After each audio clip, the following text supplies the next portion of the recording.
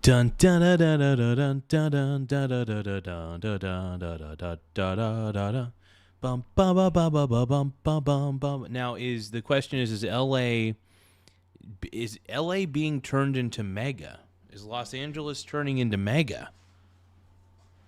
Is Spencer Pratt turning LA into a mega city?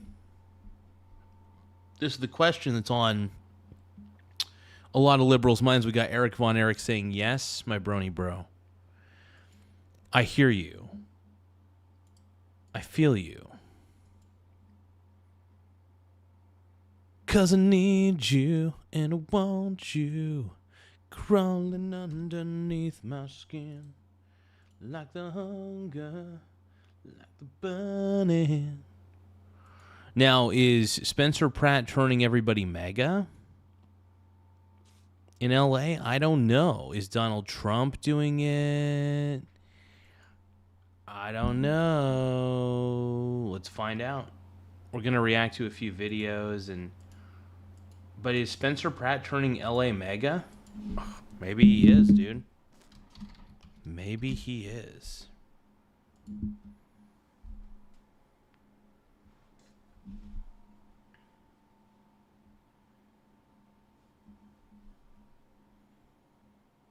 Hold on.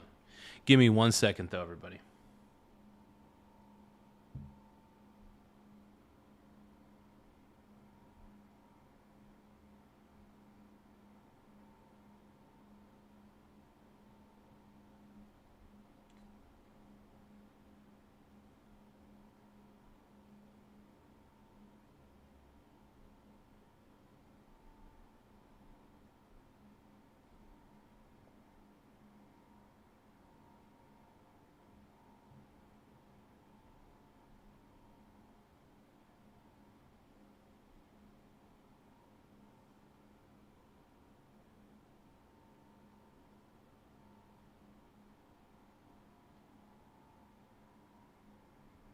Ooh, I might be able to win this game. Maybe.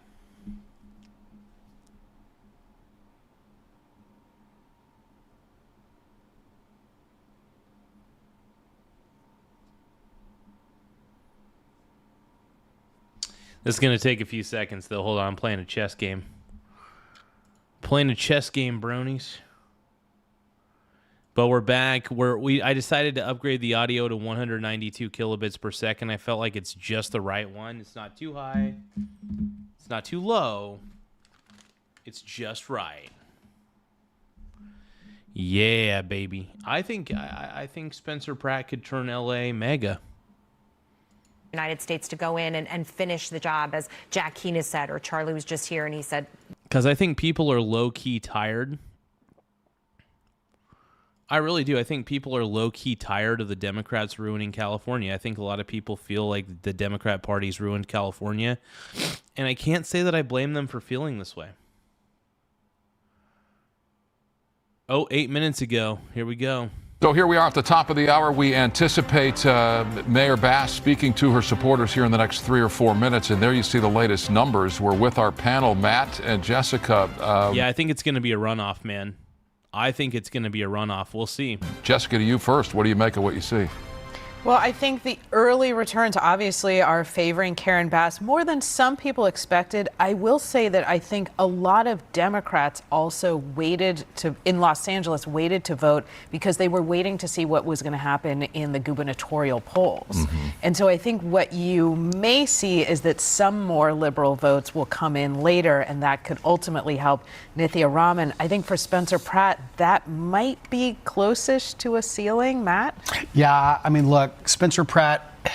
She seems way too happy about this because she's a liberal. She's a part of the liberal mainstream media. She's a part of the problem, right? This person right here, part of the problem.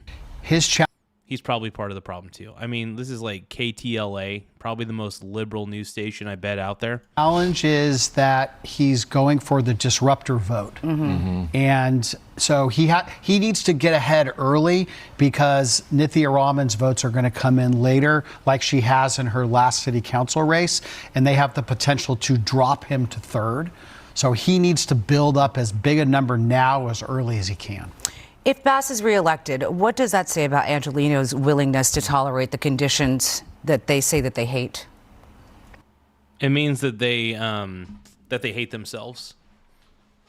It means that the Los Angeles citizens, I think that they hate themselves. If you elect Karen Bass, you clearly don't like yourself. You don't like your city. That's what I think. That's what I believe. That's my firm belief. I believe she's not the right person for the city. Yeah, well, that's a tough one. I think that they're making the calculation of who is best to take us into the future. A disruptor with no government experience, a democratic socialist. I'll take the disruptor. I'll take Spencer Pratt any day of the week. Or a mayor who has been flawed in her first 4 years, but has some governing experience. I think that is what will win them out. I mean, let's face it, we've got World Cup, Super Bowl, and the Olympics. We've got 3 major world events coming up, and we want someone with some experience. I think that's the I think I want somebody who's willing to actually clean up the streets of LA. Karen Bass and Nithya Raman don't want to do that. They don't want to do it. calculation that most voters are going to make. See, Spencer Pratt's going to take the action that's needed, and the other two are not. Jessica, Republicans haven't elected a mayor in Los Angeles since 1997, Dick Riordan. A lot has changed since then. Republicans make up 13% of registered voters in Los Angeles. When Riordan was elected, that number was 30%. So you have an uphill climb for a Spencer Pratt who is being branded as a Republican. Yeah, it's because the only people who stayed in LA were the Democrats. Democrat voters decided to stay in LA and get hooked on drugs, allegedly. Even though, again, there's no DRR next to their name on the ballot, it's an uphill climb. It's an uphill climb, and let's be honest that Dick Riordan is not Spencer Pratt and vice versa. So yes, it was a very different electorate, an electorate that was more comfortable electing a Republican, and Dick Riordan was a moderate Republican who I think had a very different campaign and a very different argument that he made. And, you know, to the conversation that you were having with Matt about what does it mean if Karen Bass is elected, so many people are upset with the direction of where the city's going. And I think that's why you see Spencer Pratt with these numbers. But I have to say, I don't think this is an endorsement of Karen Bass and where the city's going so much as it is an acknowledgement that Nithya Raman and Spencer Pratt are just not that popular with a pretty big percentage of the electorate. I don't know. I would say the fact that Spencer Pratt has nearly 30% of the votes so far, that's a pretty good sign that he's at least popular enough. And Nithya Raman's not popular enough either. Look at that. The fact that, you know, honestly, I'm really impressed with Spencer Pratt more than anything. And I think that's what you could be, is impressed with Spencer. I think what he's doing is amazing, and I think that smug a-holes like this person are going to be they're going to be in for a real surprise because it's going to be a runoff, and I think that during the runoff, I think Spencer Pratt's going to get even more popular in LA because he's going to reveal a lot of the rot that is in LA. And look, even if he doesn't win in LA, he still put up a hell of a fight, and I'm proud of him. But Nithya Raman has made some headway, and, you know, she's been a disruptor in her own right. Michael Donaldson says LA is a Democrat utopia. Exactly. And by utopia, I don't even think Democrats know what a utopia actually looks like. I think that the irony is I think Democrats believe that a dystopia is a utopia. When it comes to City Hall and complained about it so many times. So why do you think that voters want to put City Hall in her hands? There is a very strong progressive movement, not Democrat with a capital D, but Democrat socialist movement in LA. There are at least 5 candidates running for city council. It's just sad that people actually think democratic socialism is a good idea, that actually makes me kind of depressed in a lot of ways. Because it's such bullshit, dude. Democratic socialism is so stupid.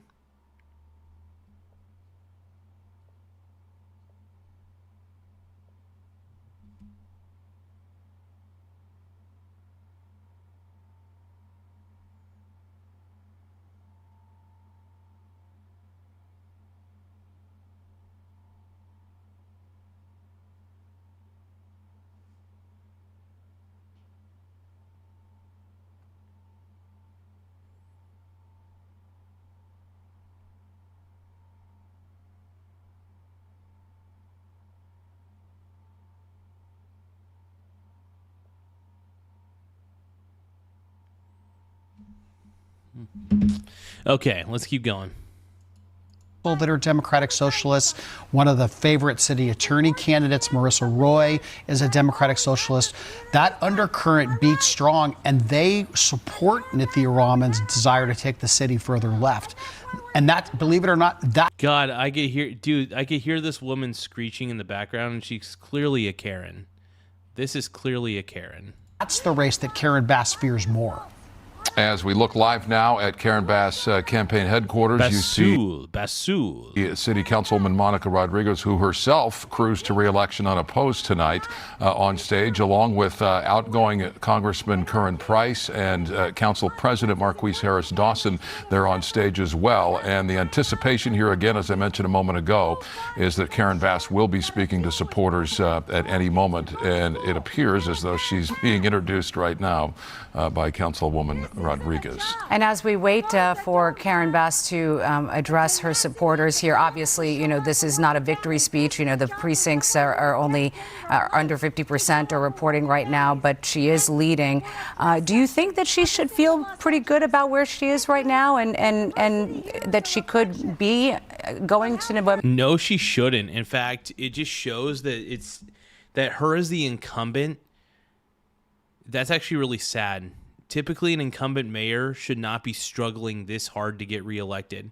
It's pretty obvious what Los Angeles think of her, and that the only reason that they would vote for her is because they just don't want Spencer Pratt. They're kind of voting for her because they sort of they feel like they have no other choice.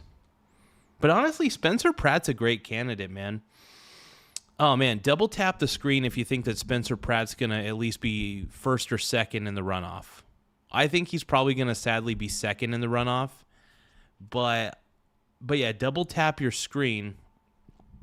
Double tap your screen if you think that Spencer Pratt, though, will win the runoff when he gets in it.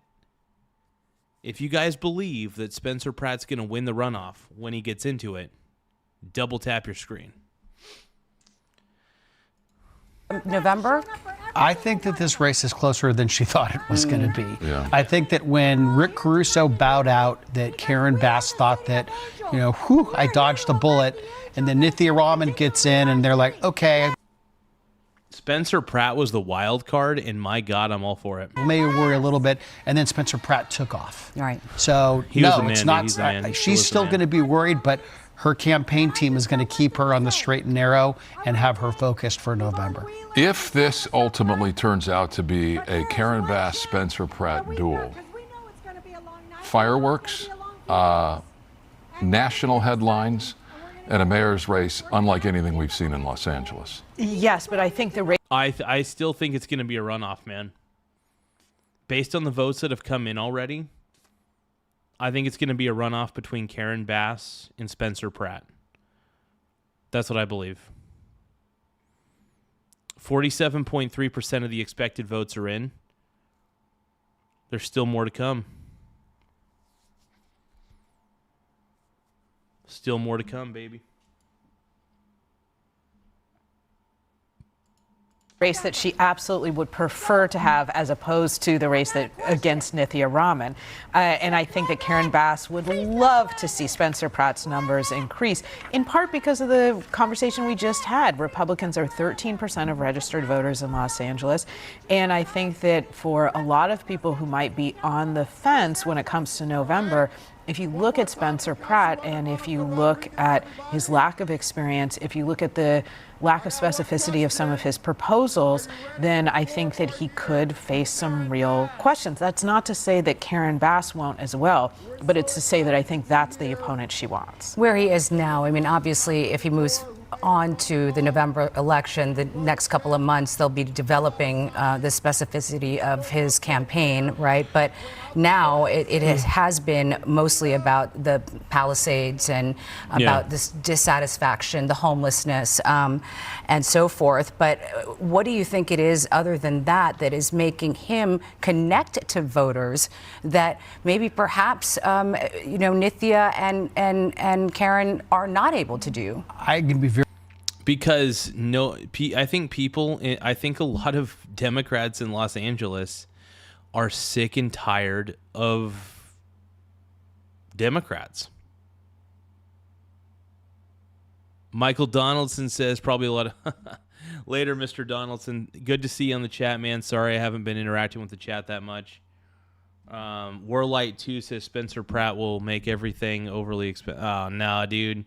Spencer Pratt's gonna kick ass, dude. Dude, Pratt's gonna kick ass, dude. Hell yeah. I have faith in Pratt. very specific about this because I've talked about it extensively. He talks about issues that Angelenos face every day in terms that they use. For example, Karen Bass and Nithya Raman talk about the unhoused.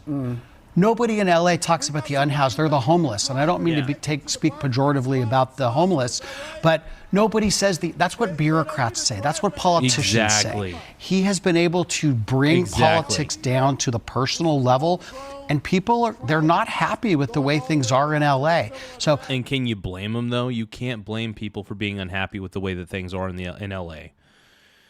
You just can't. You can't blame them. I completely understand why people are pissed. It makes perfect sense to me why Los Angelians are pissed. The Angelians are pissed. They're just done. They're done with Democrats. They're done with democratic socialism. I think most people with half of a brain are done with democratic socialism. Nobody likes that. It's two stupid ideas being combined into one. Seriously, you're combining democracy, which is stupid, socialism, which is stupid. You're combining them into two things and saying it's a brand new idea. No, it's two shitty ideas combined into one. That's going to be his case if he does make it through to the general election. Things are not well, and why do we want to give the person that put us here 4 more years? Why would you give Karen Bass 4 more years? Look in the mirror and say, you know what? Let's give this Spencer Pratt guy a chance. What do we have to lose?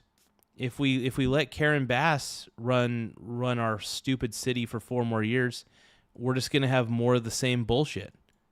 If we let Spencer Pratt run it for 4 years, maybe we have a chance at becoming a real city again. That's the argument that he's going to pound home, and he'll have to be clever in how he does it. That's going to be his biggest challenge. His personal situation, losing his home and the struggle to rebuild, has been the animating force. Also, it's very relatable. The fact that he lost his home is very relatable to a lot of people. Because anybody could lose their home. That can happen. And it's something that people can relate to, and I think that's why so many people have gotten behind him, because his story's real. The things that are coming out of his mouth are real. They're authentic. You could tell.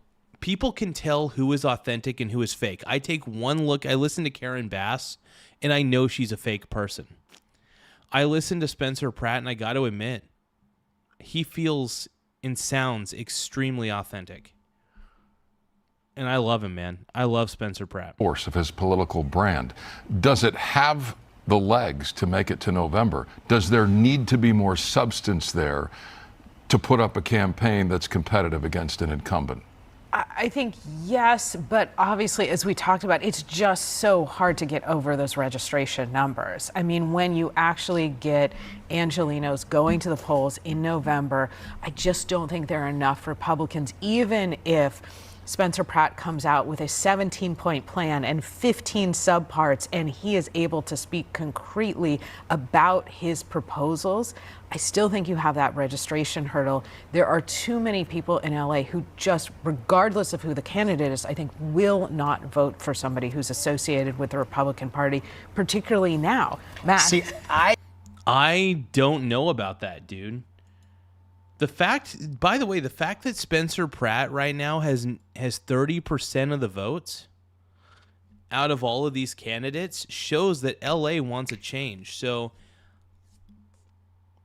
I think a runoff is happening. And I think that runoff is going to be between Karen Bass and Spencer Pratt. And it's going to make headlines. It's going to make a lot of headlines. And you know what's going to happen? It's going to get worse for Karen Bass. Karen Bass is hoping that she can get above 50%, but in all actuality, she's not. At least I don't see her getting above 50% in this instance. I see a lot of people are voting for Spencer Pratt too. And the fact that Spencer Pratt is only like 6.6% behind her, is 6.6 percentage points behind her, actually shows you that LA is sick and tired of the Democrats. That's what it goes to show you. And I think Spencer Pratt is going to wipe the frickin' floor with Karen Bass if they get into a runoff. I think that he runs a completely atypical campaign. He tries to blow by the partisanship question every time it's asked, and he reminds them how bad things are and that they have the power to make the change, and it's not by re-election. And by the way, Spencer Pratt claims he's an independent. I kind of believe him. You know, I think he's just a guy who wants to see a solution to an actual problem. And the actual problem is, I mean, there's homeless people in the street doing drugs in front of schools. It's just terrible.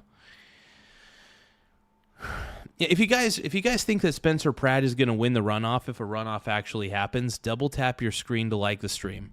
If you guys think that Spencer Pratt is the right guy for LA mayor, double tap your screen. If you guys are sick and tired of hearing about Karen Bass and are tired of her incompetent Bass, double tap the screen to like the stream. Electing the incumbent. It's a steep hill to climb, but that's how his campaign, I think, is going to have to do it. I mean, what's interesting about what you're saying for the LA mayor's race could also translate with the Democrats and Republicans voting electorate for the governor's race that, you know. Hey, thank you guys for double tapping the screen. Look, I just want to see how many people double tap. So we got 19 people who have double tapped, which is, well, technically 4. But if you can, double tap the screen if you guys believe that Spencer Pratt has a real chance. I believe he does. And if it does go to a runoff, which it is looking like it will, honestly, it looks like it's going into a runoff. I think it's going to be between Karen Bass and Spencer Pratt. I believe Spencer Pratt will prevail. Double tap your screen if you agree with me. Regardless of who is in the top 2, it's going to be a Democrat, right? And that's who's going to win governor. I mean, that's at least what analysts are saying. I think we have the same issue with respect to the registration numbers. If you look at the last time you had a Republican in the governor's mansion, it was Schwarzenegger, who famously really was a party of one. He was a Republican, but he was a Republican in many ways in name only. And so it's very hard to win as a Republican in statewide office in California. Oh, yeah. Oh, yeah. It's extremely tough to win as a Republican in a blue state. However, Christine Drazen, when she went up against Kotek originally, I mean, she did pretty good. And I think so many people are tired of Kotek in Oregon that we actually might elect Christine Drazen. We're actually we have a lot of red counties here in Oregon, and we're more red than people realize. So I think Oregon's turning into a red state more and more every day. I really do. I think Oregon's turning into a red state more and more every single day. California. We have a lot. And by the way, double tap your screen if you agree with me. If you agree with everything I've said so far, double tap your screen to like the stream. It does help the channel. A lot of candidates running for statewide office, lieutenant governor, AG, where Democrats anecdotally are maybe not that excited, but those will be the candidates who win because they have a D after their name. And that's how it goes in California for statewide races. We talk about Schwarzenegger being Because California's stupid. the last Republican statewide. Don't forget Steve Poizner, insurance commissioner, same year, also a Republican who was elected statewide. We'll see what happens.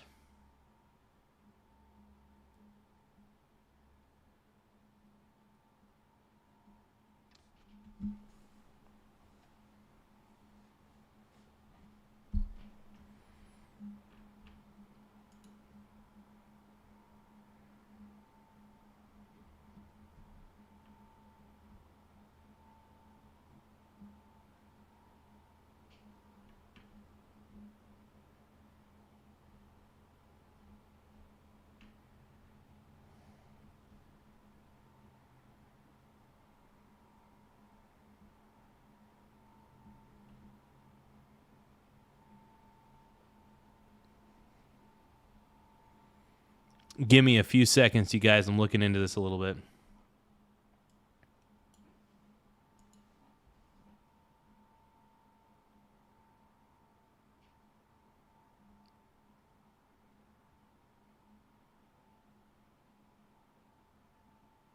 Karen Bass is saying in a couple of hours we will declare victory. Really? Of Spencer Pratt. That's insane. She's not winning anything. Look at the comments. LA, you deserve everything that's coming to you if this woman wins. Win what? What a fake. Thank you for keeping your friends rich. How at 3 a.m. Biden bump. Such a fraud. Well, Pratt for the win. Dude, I think Spencer, dude, it's going to be a runoff, man. There's the mayor. Let's listen live. How are we doing out She is delusional. She is absolutely delusional, dude. there? Oh my goodness, it is wonderful to see. The more I hear her speak, the more I want to throw up.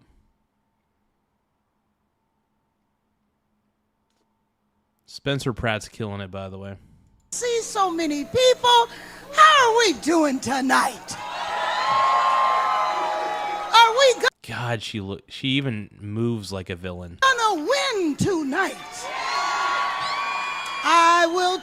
If you think that this is going to go into a runoff and you think that she's going to lose the runoff when that happens, double tap your screen to like the stream. If you guys think that Karen Bass is terrible for LA, please double tap your screen to like the stream if you think that Karen Bass is the worst candidate for LA mayor. Tell you it's looking good so far. We got a lot more to go, but so far it's looking good. And I am. God, she's so fake. I can't stand her. Like, she does not feel authentic in any way. Her body language, the way she talks, doesn't feel authentic.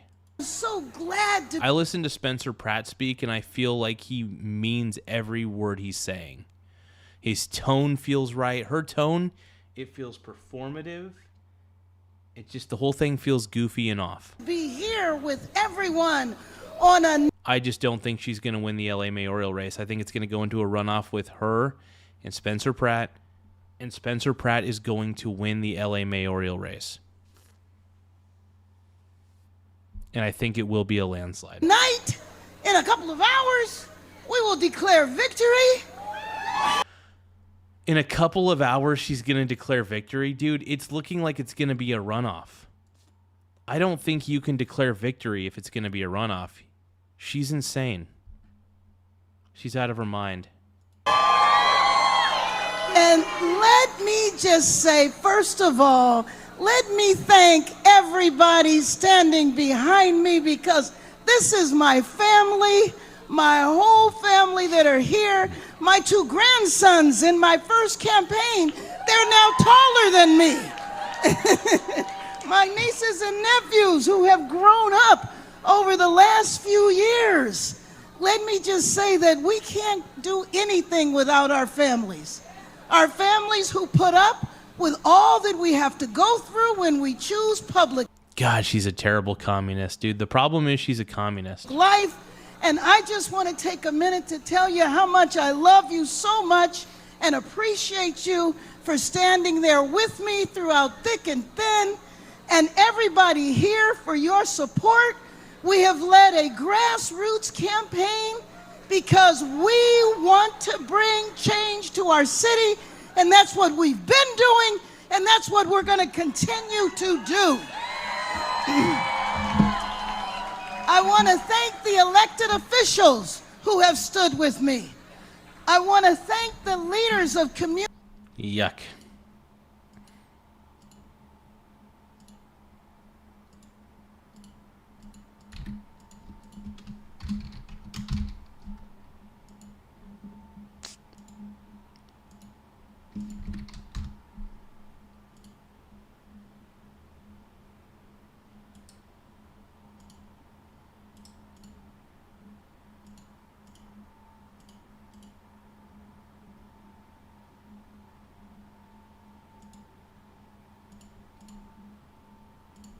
Community organizations that have stood with me, my partners in the labor movement. And I think I see the Beyonce of labor, who hasn't been speaking to me for a while for a very good reason.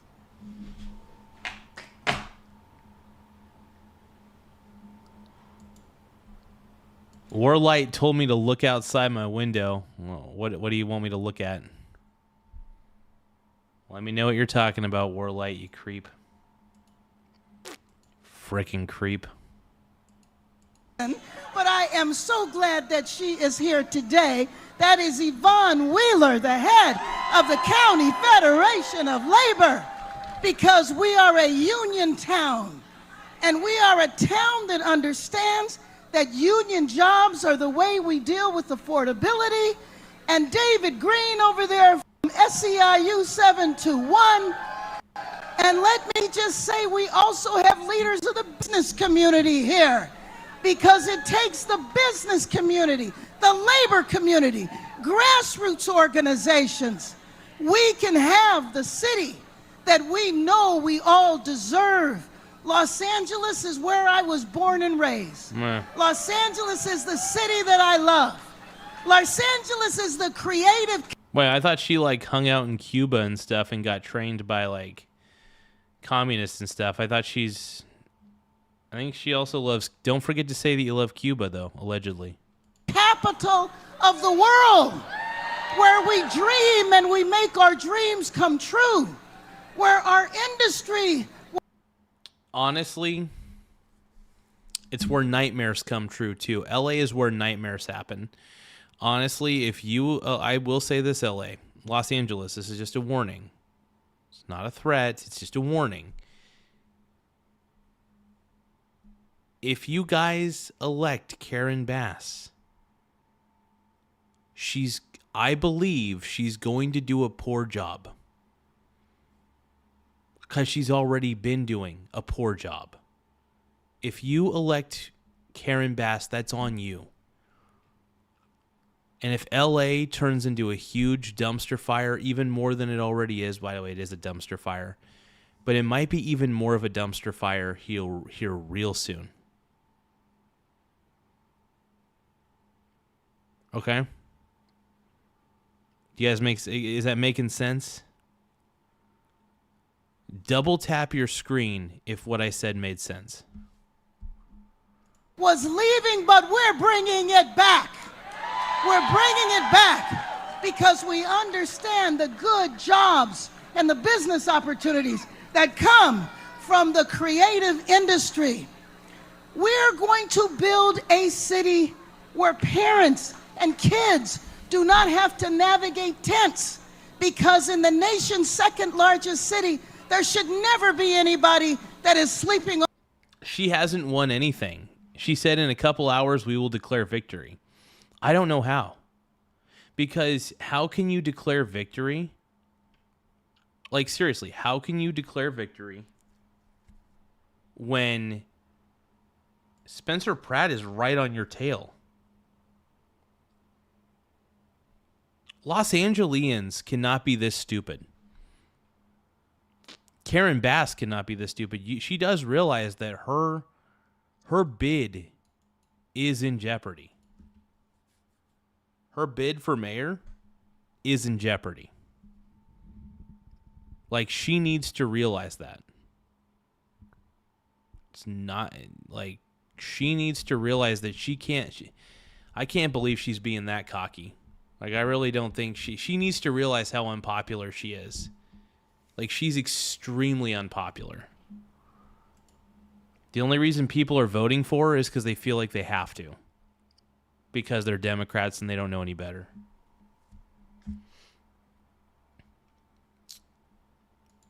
Yeah, but anyway, double tap the screen if you guys think that Spencer Pratt's still going to find a way to win this. I think Spencer Pratt's going to find a way to win.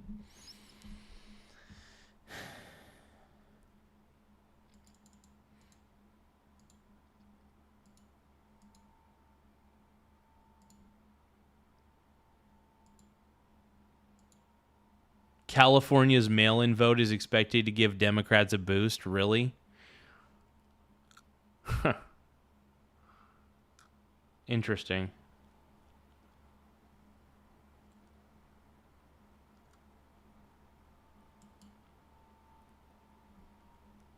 Spencer Pratt's coming, dude. Pratt is coming, dude. I don't think the mail-in votes are going to work. Even if, I don't know, I don't know, this is crazy.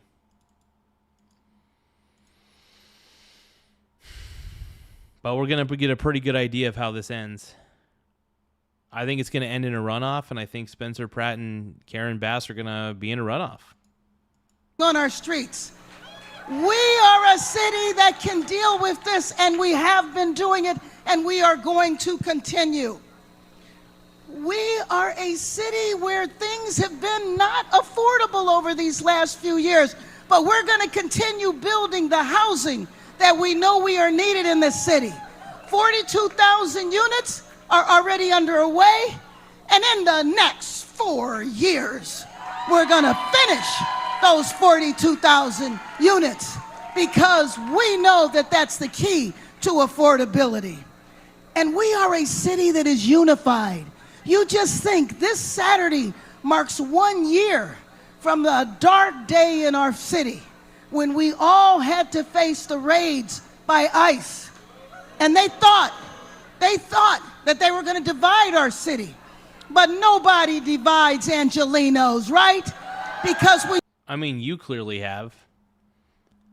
Angelenos are so divided that they're caught in between voting for either you, Spencer Pratt, or Nithya Raman. So, to be honest, I think you've been the massive divider.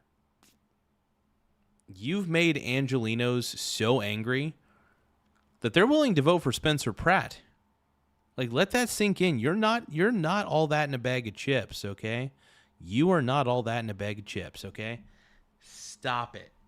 Nobody wants you, Karen Bass. Investment Core says she is such a failure. Yes, she is. Yeah. Amazing. Flat out amazing, bro. We stand up for each other because I don't care where you're from, when you got here, or why you're here. I don't care who you are, where you're from, don't care what you did. I'll let you in the country. You are an Angeleno, and we are going to fight for you, and we are going to protect you. We want a city where you can go out and walk at night because the street lights are on. And we got 60,000 of those street lights that are being turned on right now, and sidewalks that are going to be fixed because we're going to fix our infrastructure. over these last 3.5 years working with my partners on the city council, and I see several of them here. I think I saw Monica Rodriguez and Isabel Gerardo, our council president, everybody here. We are going to work together to ensure that this city thrives, that we have business opportunities, that we have work opportunities, and when the world comes in 10 short days, the world will be here for the World Cup, and we're going to show them the magic of Los Angeles. Over these last 3.5 Whatever. Honestly, you're going to show us the tragic of Los Angeles. Not the magic, but the tragic. Look, Karen Bass, you have not been good for LA. You just haven't been. And status quo has not been good for LA either. The status quo has been the problem in LA. Ultimately.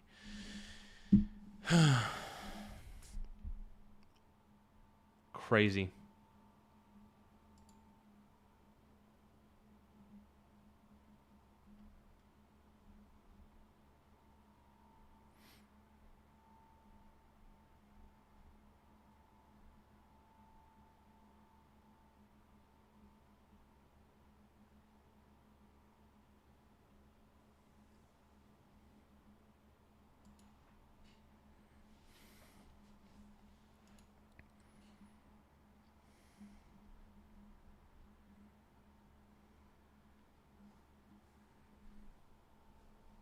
Joe Biden, baby.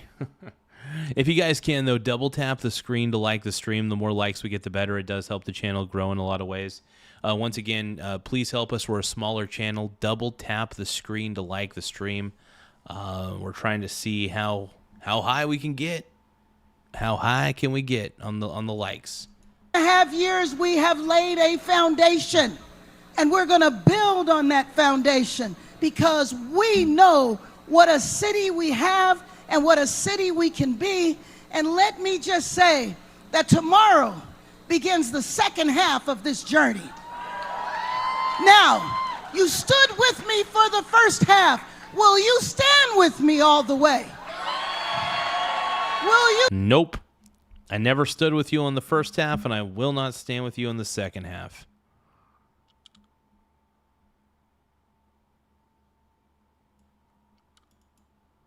What? It's saying Karen Bass is advancing to the general election?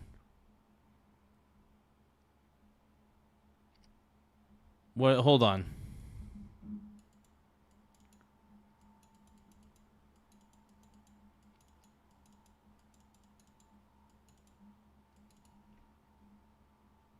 Wait, hold on. So Karen Bass is advanced. What does that mean? Hold on. Does that mean there's actually going to be a runoff?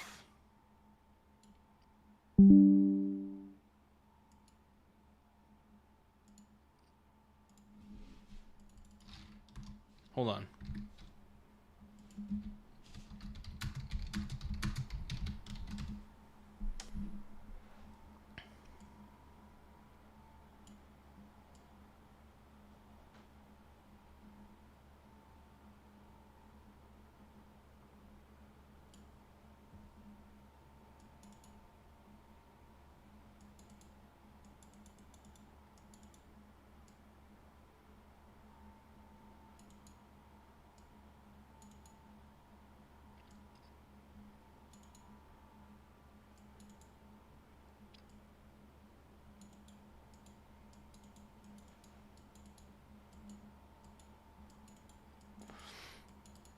Okay, so what they're saying is that Karen Bass is likely moving on to the general election. Okay, that makes sense.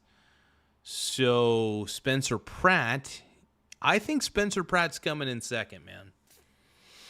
And I think it's going to be a runoff between Spencer Pratt and Karen Bassoul.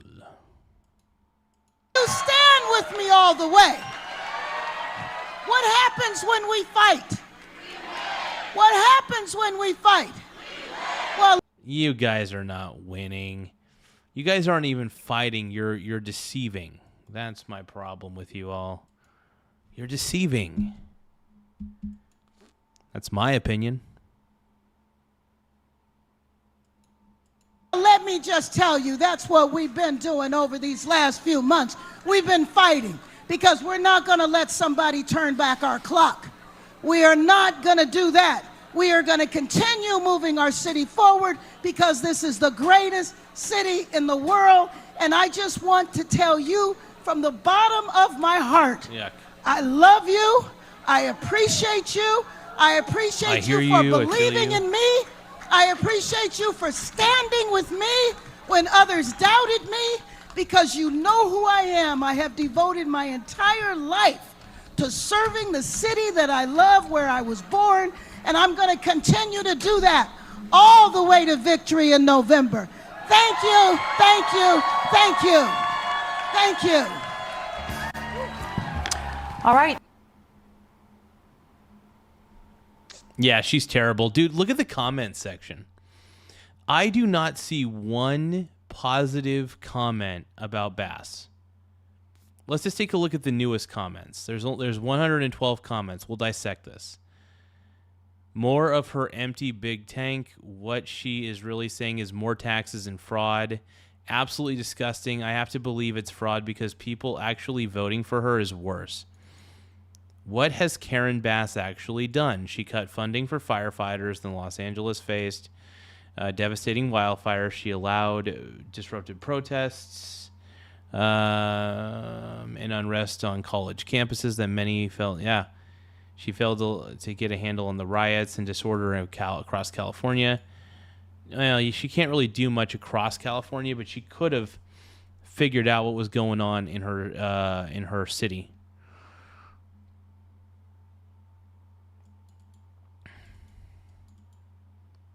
It is shocking to see anyone vote for a woman as incompetent as bad. I'm trying to look for a good comment. Can we find one positive comment here?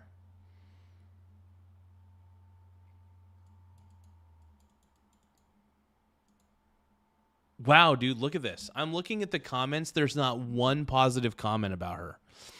At least not yet. Yeah, there are very few positive comments about Bass, dude. Nobody likes her, dude. Nobody likes Karen Bass, dude.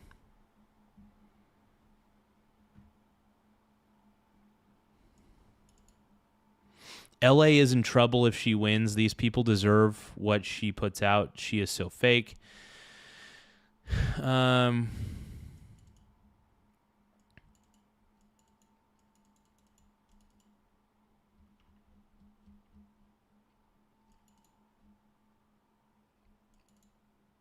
Yeah, dude, there's like no positive comments here.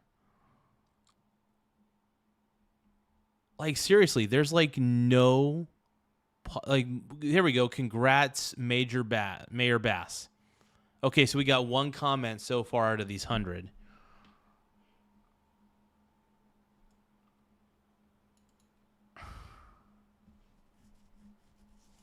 She is just, ugh.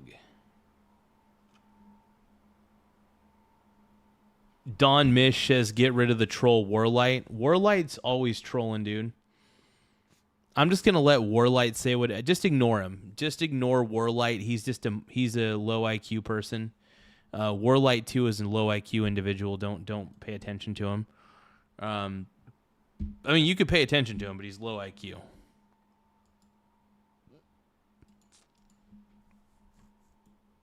This is crazy, man.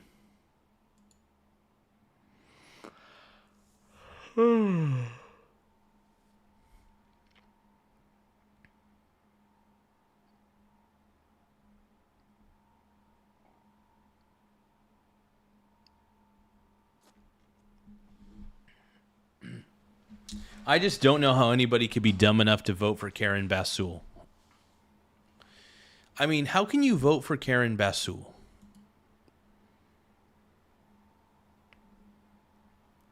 Can somebody explain that to me, please?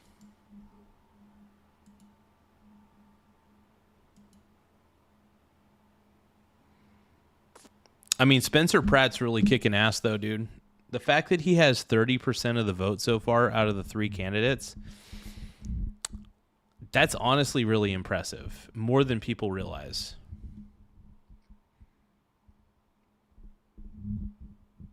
I really do hope that I'm crossing my fingers for Pratt. I hope he comes in second.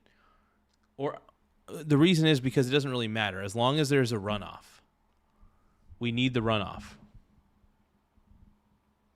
Warlight 2, actually, yes, I did vote for Donald Trump, and that makes me a high IQ individual. So the fact that you didn't vote for Donald Trump, if you voted for Joe Biden or Kamala Harris, you're a low IQ individual, in my opinion. So.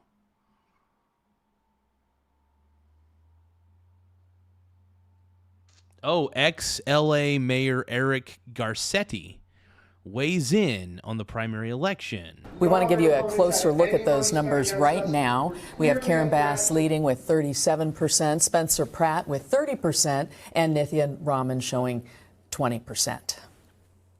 And joining us as well is the former mayor of Los Angeles, ambassador to India, Eric Garcetti, the man who really ferried us through COVID. Yes. All those briefings every day. I remember those well.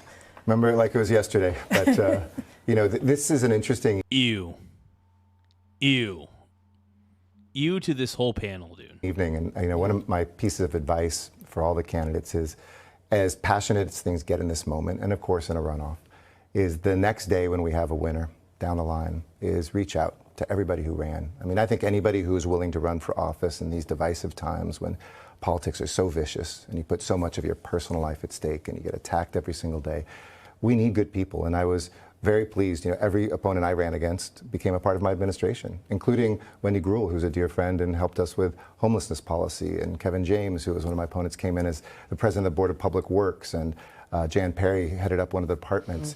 You know, anybody I think that believes in LA, instead of us just picking one and saying you're the only one, I hope after this we can figure out what brings us actually together, because it doesn't sell, it's not as sexy, it doesn't get as many clicks, but it's going to be critical for everything from the Olympics to our. This guy sucks. Screw this guy.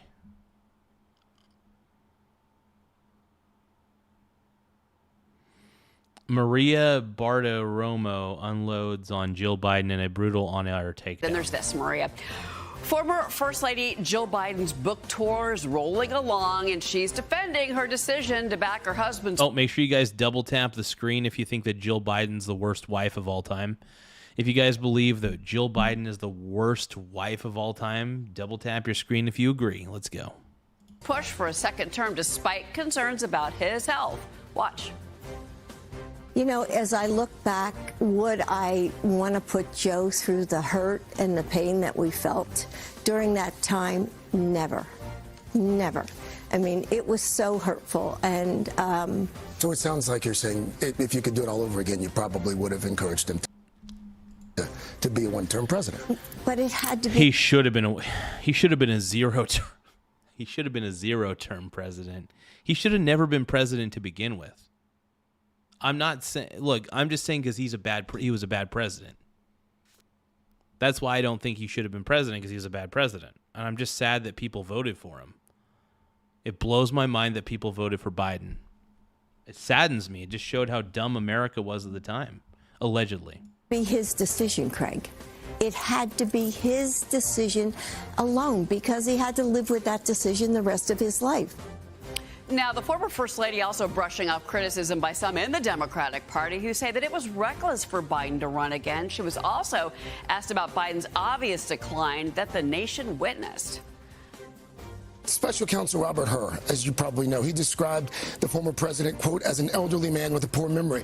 George Clooney, the actor, said at a private fundraiser before the debate, quote, Biden was the same man we saw that we all witnessed on that debate stage. Even his former chief of staff said that his memory had worsened over the course of his presidency. He aged. He did. He got older, and we all saw him aging. There were the words that He was clearly not capable of being the president. Joe Biden was clearly not capable of being the president.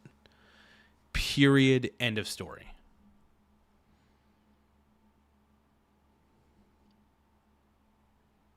would forget, but we were all aging. You know, Maria, sportscaster Stephen Smith slamming Jill Biden for covering up for her husband while thinking that he had a stroke at the debate. We've talked about that before. But again, she's being widely criticized for this book tour and the things that she's out there saying right now. I mean, she deserves to be criticized, dude. Jill Biden deserves all the criticism. She's a horrible wife. I think she's actually lacks morals. That's what I believe. I believe she lacks morals. I believe she lacks a moral compass. Cheryl, come on. She just figured this out now that he was getting older. Okay. She's just figuring it out now when he's running for president. No. She was one of the leading voices saying, run, Joe, run. Go, Joe, go. Right. And she saw what was happening to him at home. She saw that he, I mean, how could you not see? We saw it. I pointed it out multiple times. Yep. When the rest of the media wouldn't dare touch it, Mark. Yeah, I mean, and she's not, you know, all these book tour interviews, she's not helping his legacy at all. In fact, dude, she's just so kind of bad, like dredging up old wounds, and that's, I don't God, Jill Biden's terrible, dude. understand what she's trying to accomplish here. I don't think it's going well She wants at to all. sell But books. this was Once a long again, runway. It's keeping your grip on power. It's the same thing as what she was doing when she was encouraging her husband to run, even though she knew he wasn't up to the task. She wants to make money on the book. And she's selling books. And she's digging her heels Well, at least she got those book sales. In on just this, you know, potential stroke that he experienced during the debate. This was a long runway of accelerated cognitive decline. This wasn't just aging. Yes, we're all aging, okay? But this was accelerated cognitive decline that we saw for years in the making. Yeah, absolutely. Lee, your thoughts? So I think every interview that she gives actually somehow makes us question everything more. And I think this is going to be really damaging to the Democratic Party because while people might have started to forget how bad this was, now we're all remembering. And the story here is that every attempt to explain this away makes you feel like you've been gaslit and you can't trust them. Oh, it's absolute gaslighting. It is absolute gaslighting to the core, 100%. I think this is actually a much bigger problem than just saying, oh, Jill, this is a terrible interview. I think this is a big party for Democrats. Big issue for Democrats. Yeah. Cheryl, thank you for that. If people think there's going to be a blue wave, I got something coming for you, man. There's no, I don't think there's going to be a blue wave. The Democrat Party is very unpopular, by the way. Even more unpopular than the Republican Party, if you could believe that. Oh my God.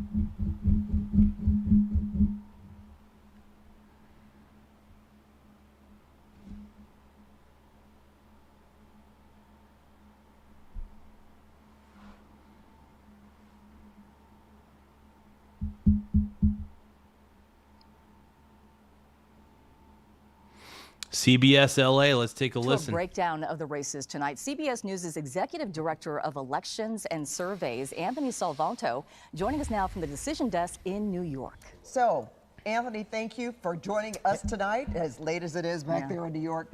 Let's talk about the race for governor. Do you think that the Democrats will take the top two spots, or will a Republican make the general election because of how things have turned around since the campaign actually began in late April? Spencer Pratt's killing it, man. Spencer Pratt's killing it. And it doesn't matter how late it gets. I wouldn't miss this. This is exciting. Look, your timing is perfect. Your timing is perfect because you've come to me here at the data desk. This is the first set of votes that we have seen out of the race. Now, it's still way, way early, but we've just gotten the first set of votes in, and it does immediately look to shape up a little bit like we had expected out of the polls, right? You got Hilton, you got Becerra, you've got Steyer. Again, that's just a little bit, 6% by my estimate. I expect by the end of the evening, we're going to, well, maybe not by the end of the evening because it's going to take a long time to count the votes. When all the votes are counted, it'll be around 8.5 million. So that's what we're targeting for, to give you a sense of context there. Now, your question about how we break this down and what we expect. Well, it's top 2 finishers. I want to see more about Pratt. Where's Pratt? In November. I'm a brat for Pratt, dude. I'm a brat for Pratt. House. You know, maybe fetching those ones doing a key, and then I'm down. I expect this is going to. Oh, here we go. Here we go. Here too, not seeing any bounce down. Here too, not seeing any votes yet. Don't expect any votes yet.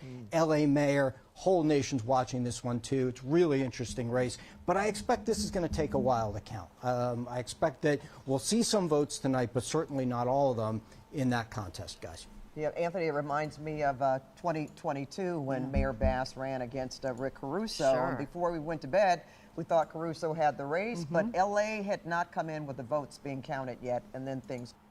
Yeah. I still think Spencer Pratt's going to at least come in second so far for the runoff. I think the runoff is going to happen, but make sure that you guys, if you guys are a brat for Pratt, double tap your screen if you're a brat for Pratt, dude. I'm all about Spencer Pratt. I love the guy. If you're a brat for Pratt, double tap your screen. Let's go. Pratt for Brat. Sorry, brat for Pratt. Brat for Pratt. Double tap your screen if you love Spencer Pratt. If you agree with me, double tap your screen. It's turned around.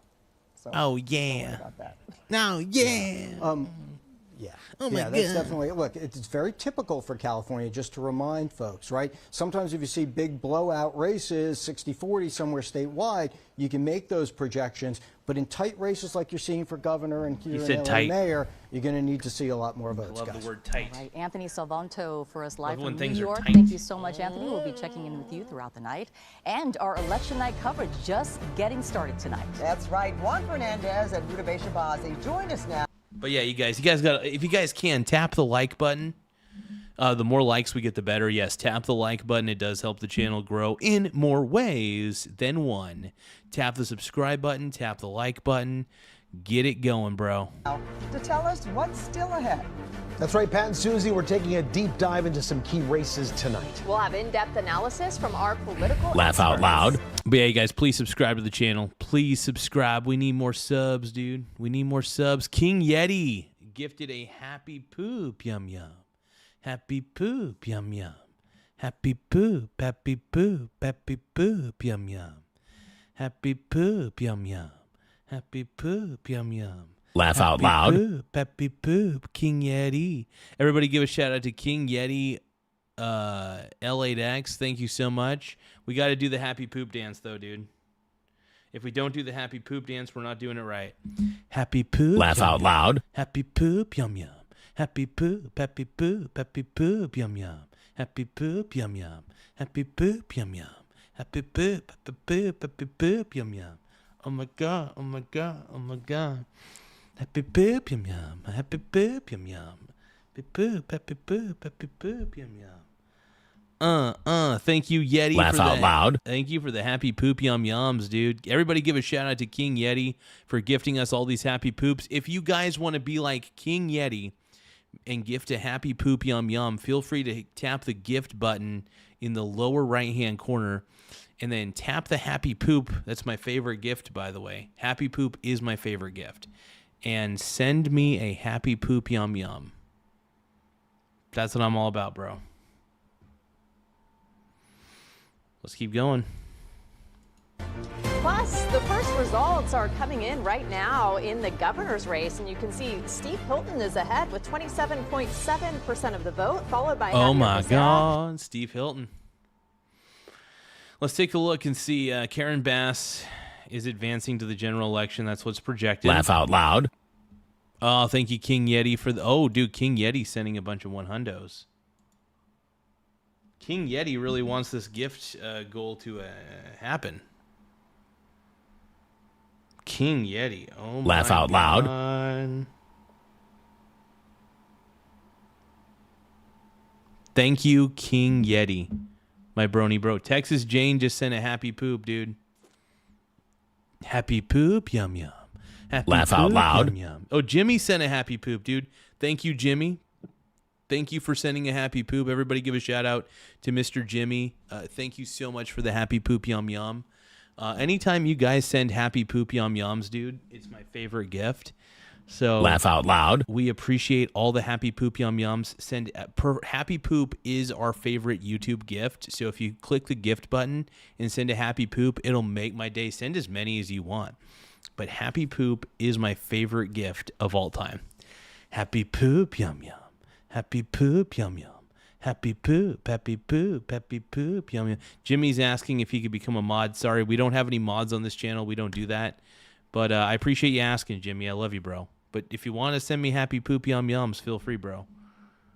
But no, we don't have any moderators on this channel. If I see somebody deliberately spamming like really bad shit, then yeah, sure, I'll delete them. But that's about I'll remove them from the chat. But that's about the extent of it, though. I'm really not one of those guys that likes to ban anybody. I'm not a ban person.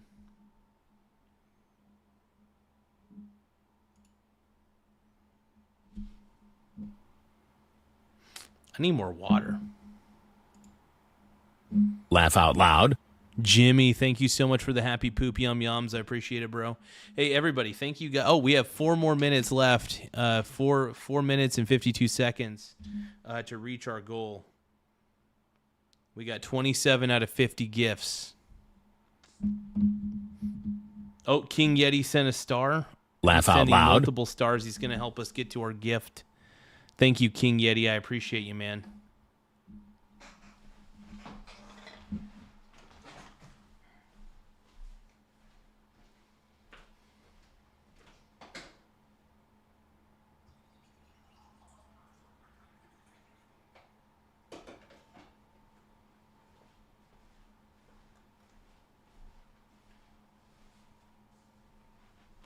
Laugh out loud. Kappa Clue disclaimer says, "Can I be a mod?" No, we don't do moderators. We don't have any moderators on this channel. Oh, we reached the goal of 52 out of 50. Hey, thank you guys so much. Oh, King Laugh Yeti out sent loud. another happy poop yum yum, dude. Hannibal wants to be a mod. Dude, nobody can be a mod on this channel. We do not have moderators on this channel.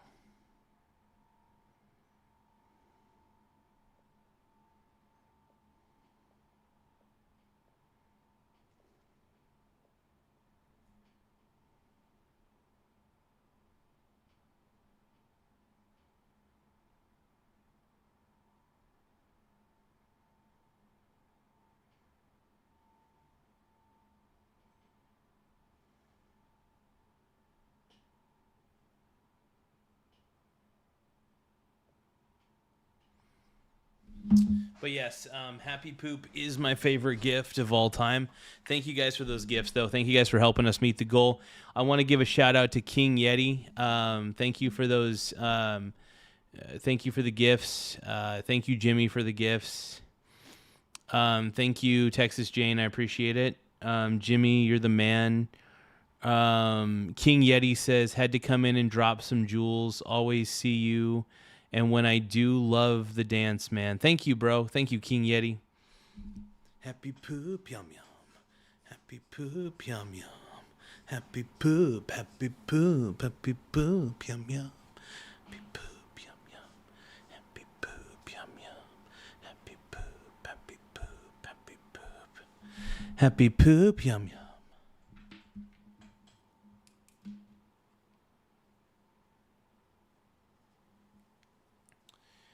Oh, yeah. Let's keep going, man. Let's keep going. Who was in the lead at 24.5, then Tom Steyer, 17.3, Chad Bianco and Matt Mahan trailing behind those 3. We'll be right back. Yep. But I think Spencer Pratt's killing it, man. I love what Spencer Pratt's doing, bro.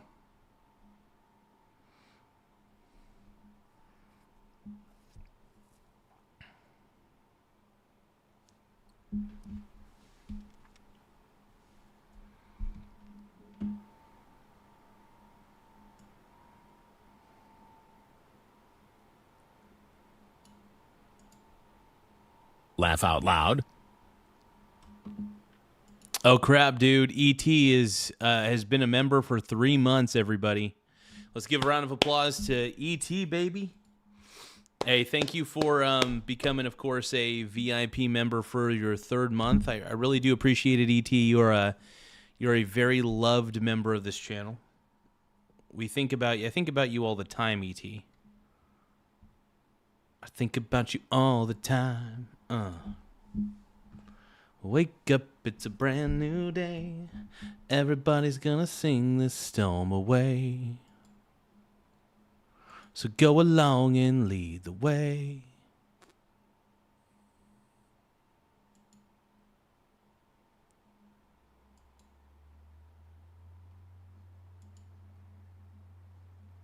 But yeah, thank you, ET, for becoming a VIP for the 3rd month. Oh my God.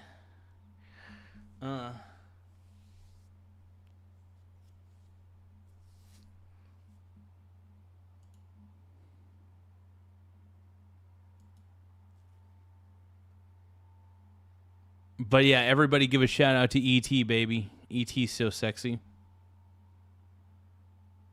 Yeah, I'm starting to think that Spencer Pratt actually has a really good shot at this.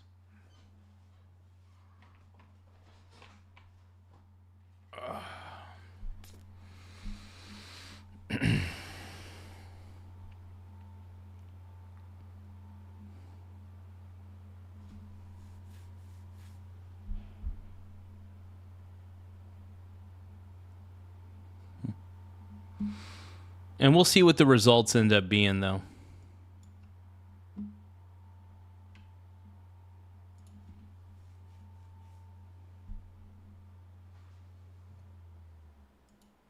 Tell at the watch party for Spencer Pratt addressing reporters live. Let's listen. Everybody's emotions and the hope people have put on me. Again, I'm going to prove to everybody this is for real, and I'm ready to run the city. Are you gonna debate Karen Bass again? And what do you want to tell her if she sees this? You know, I love debating her on NBC. I look forward to a couple more on NBC and Fox. We can do debates every Friday if she would like, because this actually became my most favorite thing to do. So, yeah. Hey, Spencer Pratt's ready, dude. I love his energy, dude. I love Spencer Pratt's energy. I think he's ready to roll.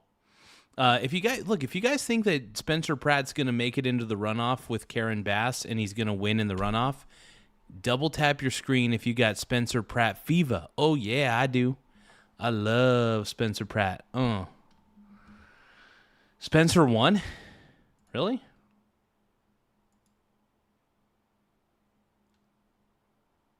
I hope he does.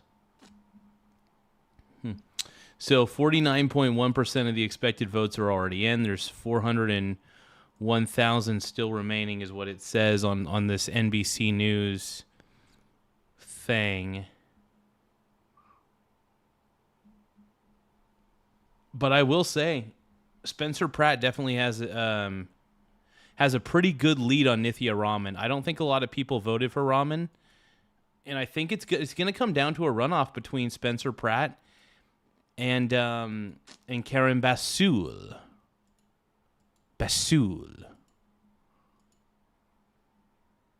Yes, as many debates as Mayor Bass would like. What would you like to tell her now? I love it, dude. I want to see these debates, dude. I want to see them. It's going to be good theater. I love it, dude. I love the energy that Spencer Pratt brings to the table. I really do. I think he's fabulous. I think he's great. I'm a Spencer Pratt fanboy at the end of the day. I'm absolutely a Spencer Pratt fanboy. I mean, she knows it's on. I hope she's ready, because I literally could not be more excited. This is a campaign that started because you lost your home in the Palisades fire, because your parents lost their home in the Palisades fire. But you have said it's evolved. Now you're concerned with public safety and rebuilding. Is that the platform that you're going to start with right now in these next 5 months? Again, I got in this because as a citizen, I felt like my city failed myself, my neighbors, my family. And he's coming in to fix things, dude. He's coming in to fix it all. Maybe not all of it, but he's coming in to fix what he can, right? Spencer Pratt's doing what he can. And I'm proud of him. I love what he's been able to accomplish, and I'm a huge fanboy. At the end of the day, I'm a huge Spencer Pratt fanboy, and I really do hope he wins all this. He deserves to win because he's actually addressing the problems that LA is facing. He's not sweeping them under the rug. He's addressing them, and he's trying to actively solve a problem.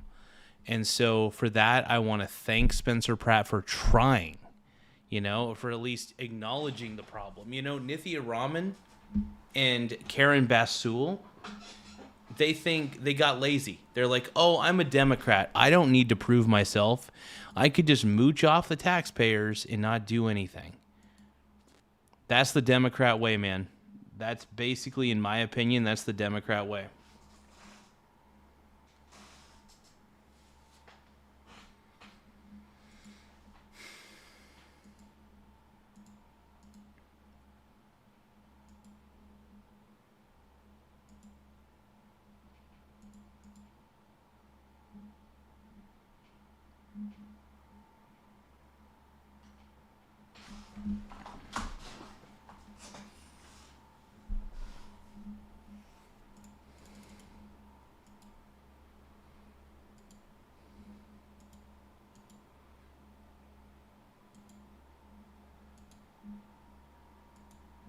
And when I got on this mission now, I look around and the city's failing most of Los Angeles. And now I'm in all these communities and I'm hearing everyone's issues and problems. Excuse me, sir. Yeah, thank you. People are all across the city You're talking about homelessness, you're talking about drugs, you're talking about crime, you're talking about the lack of police, fire department. The list of failures across the city. There's people that just want the potholes fixed. Mayor Bass has allowed the city to be covered in potholes. We don't have sidewalks. We don't have lights. So on the basic level, there's people that care about that. Then there's the moms who want to be able to go to the parks and not see anybody shooting up fentanyl with their pants off. I was in the Valley yesterday, a beautiful Persian restaurant, and the lovely owner said, Spencer, they have naked drug addicts in front of the kids when we're trying to have food at the restaurant. This is across the city. And yeah. Isn't that crazy? Isn't that crazy? Like, LA has been betrayed by Basul. And if LA reelects Mayor Basul, they are hurting, in my opinion, they're hurting themselves.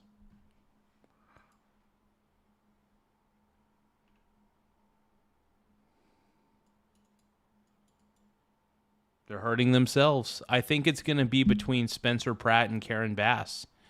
I really do. I think it's going to be between Bass and Pratt.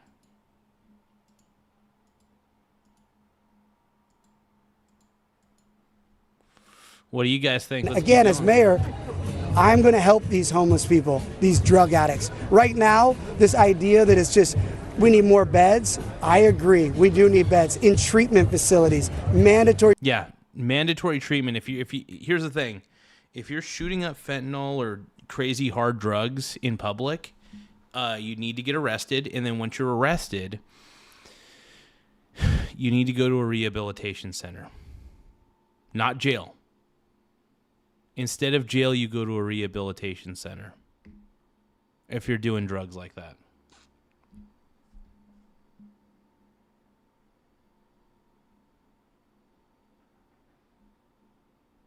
No, Pratt's an independent, dude. He's a registered Republican the way he registers to vote, but he runs as an independent. And there's nothing wrong with that. Treatment. That's not jail.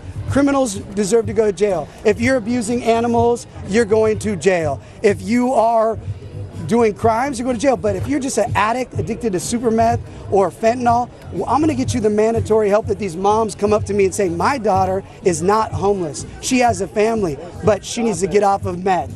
Spencer, final words for everybody, for the voters of Los Angeles, for those who've been the voice of the angry and the frustrated here in LA. We know you got to go, but what I don't have to go. I'm just, we're just closing in on you. I almost think we just invite you guys all into the back of my facility here. Spencer, do you see an uphill battle in the next 5 months? Absolutely not. I think the next 5 months is I'm going to have time to build out this team to show everybody the level of Democratic supporters that I have behind me, the heavy. I seriously hope he wins, man. You guys are right. Oh my God, dude, Spencer Pratt and I, we look way too much alike. Look at that. Look at that. Well, let me see if I can align myself.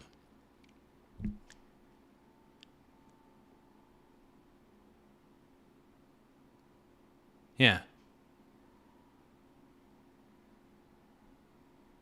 Yeah, Spencer Pratt and I, we got... Yeah, dude, Spencer Pratt could be my brother, dude. I don't know if it's just because all of us white people look the same, but, like, Spencer Pratt could be my brother, dude.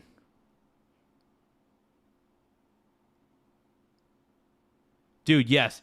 Annie says, I hope it is between Bass and Pratt. It'll be a good debate. He will mop the floor with her. Exactly. I agree with that wholeheartedly.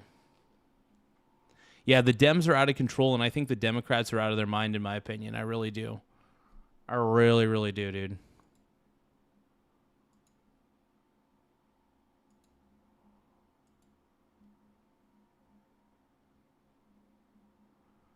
Gimme, gimme more. Gimme more. Gimme, gimme more. Gimme, gimme more. Gimme more. Gimme, gimme more.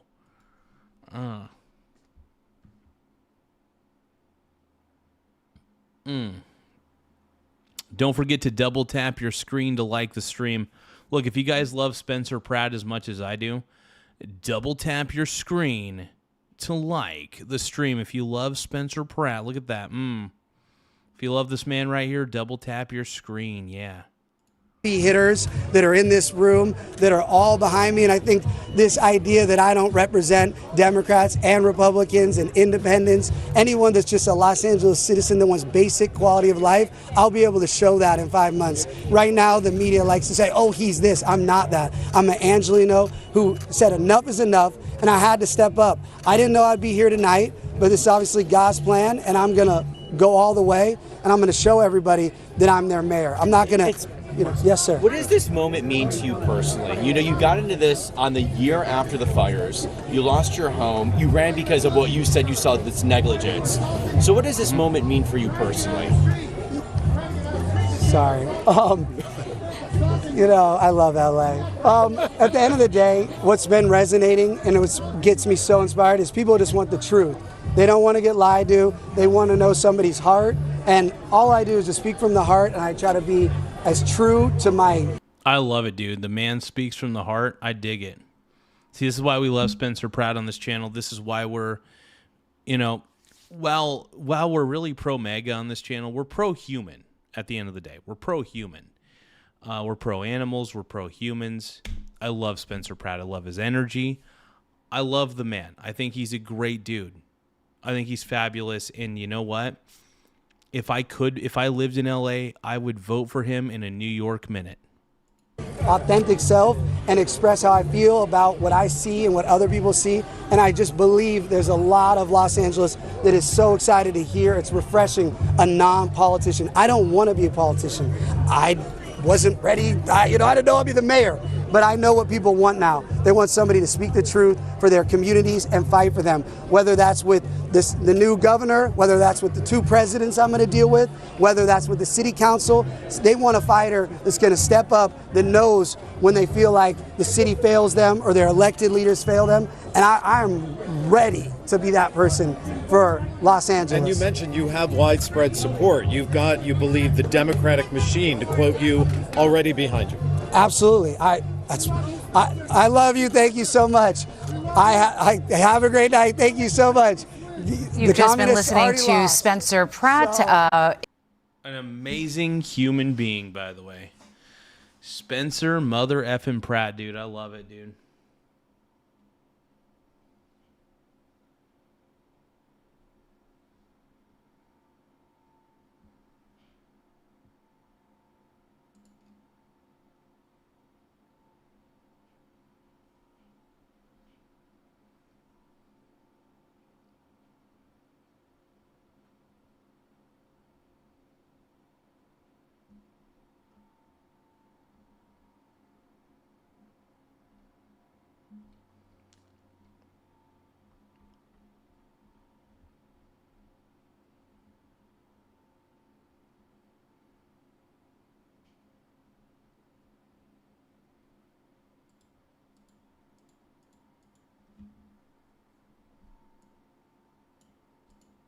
want somebody to speak the truth for their.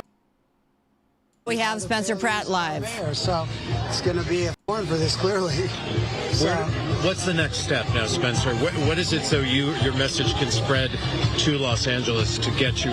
We already watched pretty much this video, so never mind.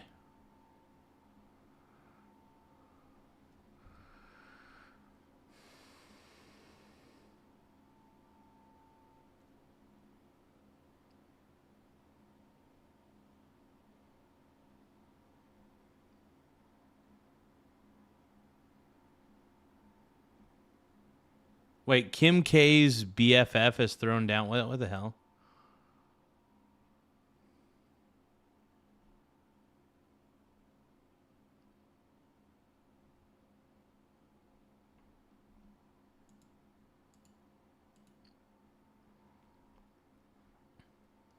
Come on, man. Are they done counting ballots right now? Like, are they just...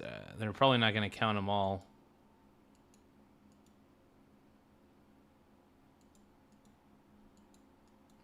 Well, I'm just hoping for accuracy and I'm hoping for authenticity. Double tap your screen, man. If you're for Spencer Pratt #1, Spencer Pratt #1, double tap your screen if you love Pratt as much as I do. Look, I think Spencer Pratt's the real deal.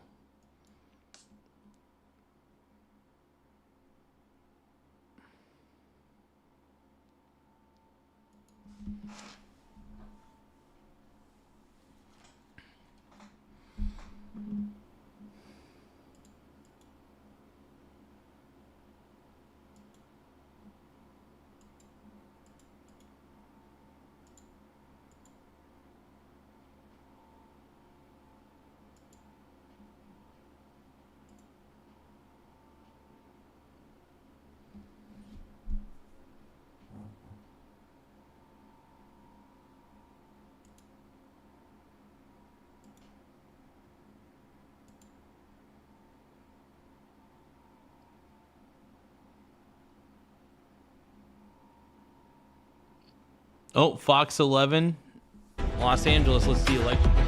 It says Karen Bass and Spencer Pratt are unofficially on track for top 2 finishes in LA mayor's race. Good evening. You're watching Election Night Live, California primary. I'm Christine Devine. And I'm Marla Tejas. Thank you so much for being with us. It is a critical night for several races, both locally and statewide. From the governor's race to the LA mayoral race, the 2 candidates with the most votes will advance in the general election November, regardless of party. The one caveat for the LA mayor's race is if a candidate gets more than 50%, they win outright tonight. Look at those numbers, though, in the LA mayoral race. Councilmember Nithya. Yeah, I don't think Karen Bass, though. I don't think that Karen Bass is going to be able to get the over 50%. So I think it's going to end in runoff. Yeah, it's looking like it's going to end in a runoff, man. Crazy. And Nithya Raman, man, she's just... nobody cares about her. Raman and Spencer Pratt are both the top 2 candidates trying to unseat incumbent Mayor Karen Bass. We look at the numbers here. Mayor Bass is leading with 37%. Spencer Pratt at 30%. Nithya Raman at 21%. These numbers have pretty much held throughout the night. And looking at the race for California governor, these numbers have held for some time now, with 49% of precincts reporting here. Steve Hilton, Republican, out front with almost 27%. Javier Becerra's almost 26% support. Tom Steyer, billionaire, activist, philanthropist, 20%. Yeah. And Chad Bianco falling way behind with 11% reporting. Go Steve Hilton, man. Talk now locally. Spencer Pratt running for mayor. Supporters have gathered at a watch party tonight in West L.A. Fox 11's Matthew Seedorf. He's been there all day long, and he joins us now live. The black drape behind you, that's where the action is, and the reporters have to... Go Steve Hilton, by the way. ...stand on the other side of the action. Yeah, we are oh so close. But yeah, that viewing party is happening right behind us, behind this black screen. Don't forget to tap the like button. Sometimes you hear the occasional applause. We're told that they are watching the numbers very closely there on a big screen, but you can sense the energy. There's a lot of fans out here as well, just trying to be here and get a sense of the energy for themselves, get a taste of it. I'm a Spencer Pratt fanboy, dude. I really am. I'm a super fan, dude. I love him. He's my boy. But if you take a look at this video, you can see Spencer Pratt showing up here this evening on the backside of the restaurant, kind of away from the media. One reporter asked how he's feeling. He's quickly said good. And then a pretty busy day for him, kind of staying out of the media all day long. He went to church this morning, and then he got some waffles. But we did get to speak with his mom right when she showed up here tonight. Here's what she had to say. How are you feeling tonight? Really nervous. My heart's pounding. What are you anticipating In regards to what the results will look like?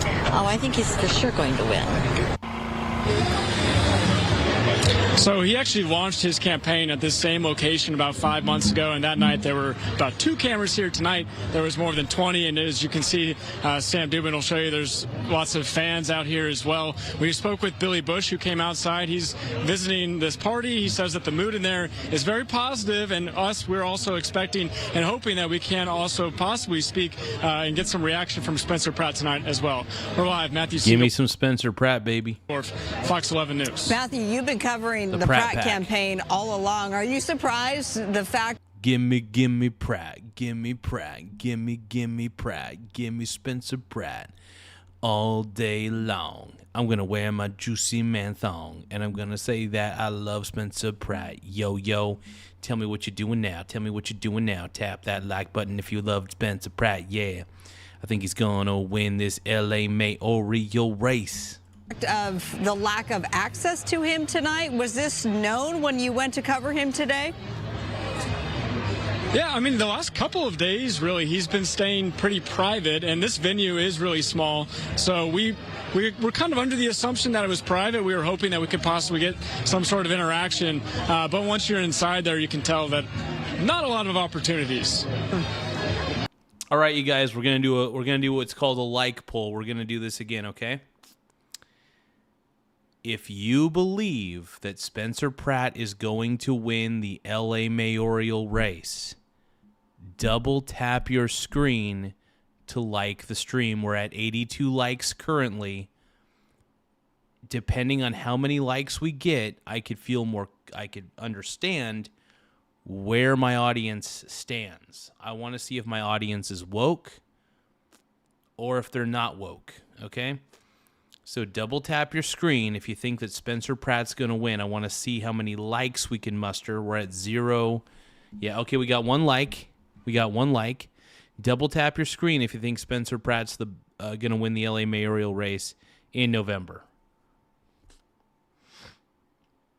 By the way, Karen Bass has not won because she would have to get 50% or more of the vote to officially win. It's going to be a runoff. So it's going to be a runoff into the general election. So like I said, double tap your screen if you think that Spencer Pratt's going to win this. I want to know if you think that Spencer Pratt's going to win in November. I think it's going to be a runoff between Karen Bass and Spencer Pratt, and I think Spencer Pratt is going to win in the runoff because it's going to give him more time to campaign. It's going to give him more time to expose Karen Bass for how bad of a mayor she's been. It's amazing. Well, quite the fan there behind you. All right, thank you so much, Matthew.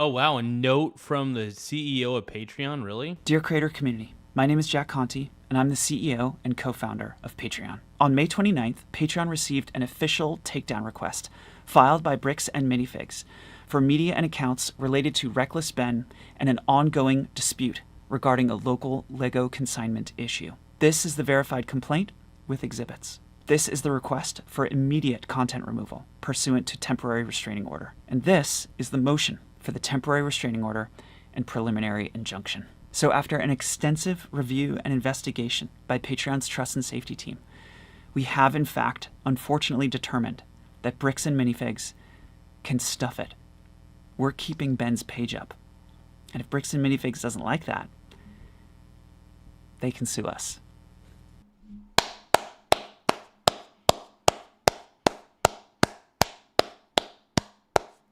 Congratulations, Patreon. YouTube, take notes. YouTube, take notes, bro. Reckless Ben, baby. You're the man, dude. Let's look up Reckless Ben. Let's see if he's still good.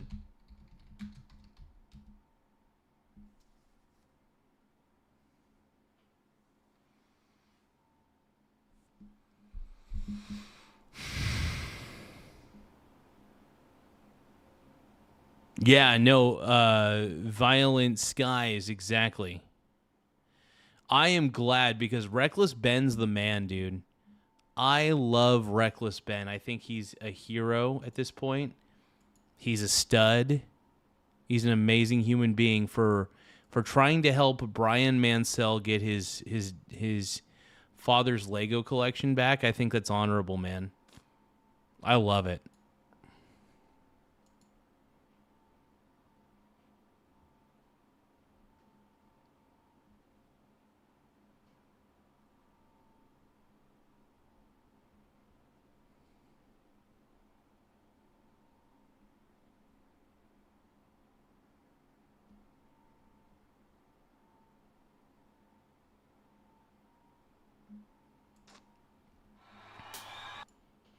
Hold on. I got to look at something real quick.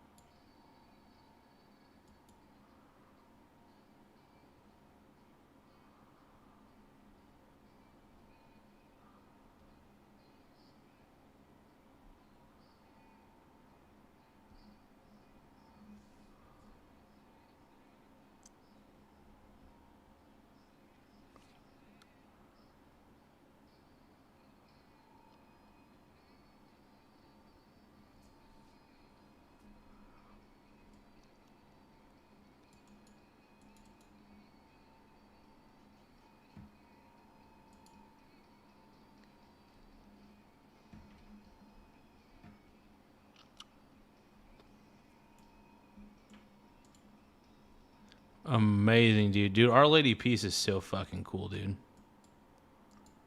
Our Lady Peace is amazing.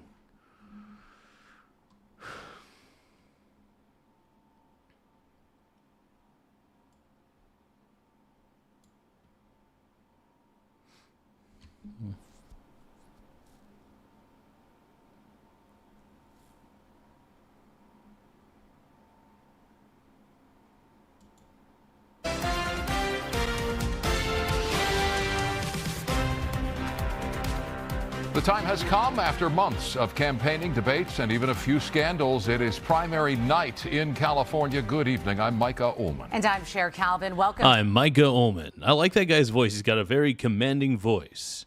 I want to listen to that guy's voice again. He's very sexy. Hold on.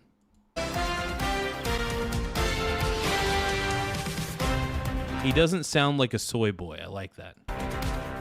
The time has come after months of campaigning, debates, and even a few scandals. It is This primary night in I need to sound more like this guy. This primary night in California. Good evening. I'm Micah Ullman. And I'm Good evening. I'm Micah Ullman. I love this guy, dude. This guy's the man. I want to be like this guy. This guy's tight, dude. He's probably woke as hell, but he's tight. Chair Calvin, welcome to KTLA's special live streaming coverage on KTLA Plus. Well, the polls are still open for another 30 minutes with millions of ballots already cast in a race that could determine the future direction of our state. Now, atop the ballot tonight, the race for governor. 61 candidates seeking to succeed Governor Newsom as the state's chief. Okay, Cruss 0516able is asking, Michael, can you explain how the runoff works? I'm worried because Karen Bass is up 30,000 votes, bro. Okay, calm down. Karen Bass is up. But what's going to happen is Spencer Pratt and Karen Bass are likely going to do what's called a runoff. Now, if Karen Bass, before the runoff happens, gets over 50% of the votes, then she automatically wins. However, it's looking like Spencer Pratt and Karen Bass are going to do what's called a runoff. So the runoff appears to be very inevitable. Just to let you know, the runoff appears to be inevitable. So it is okay. Crucible. I will hold you in my arms and let you know everything will be okay. I'll hold you so gently and deeply. Oh, yeah. It's going to be a runoff. So it's going to be a runoff until November. So the November general election is going to happen.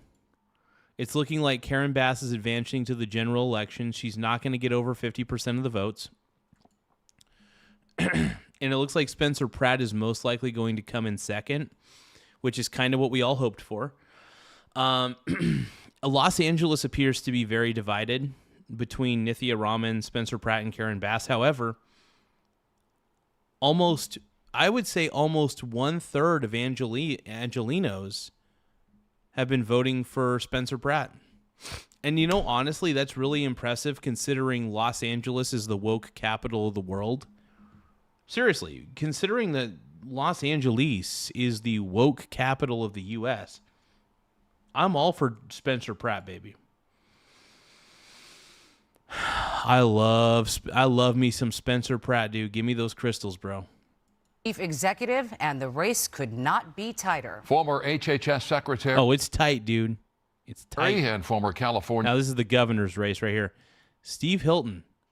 I'm all about Steve Hilton. Yeah, AG Javier Becerra leading in the Real Clear Politics average of polls, followed closely behind by Pratt, conservative 100%, commentator bro. Steve Hilton and billionaire environmental activist Tom Steyer, Riverside County Sheriff Chad Bianco, former OC Congresswoman Katie Porter, and San Jose Mayor Matt Mahan trailing behind. And this in a race that was shaken up just weeks ago after one-time frontrunner Eric Swalwell saw his campaign rocked by scandal and allegations of sexual harassment.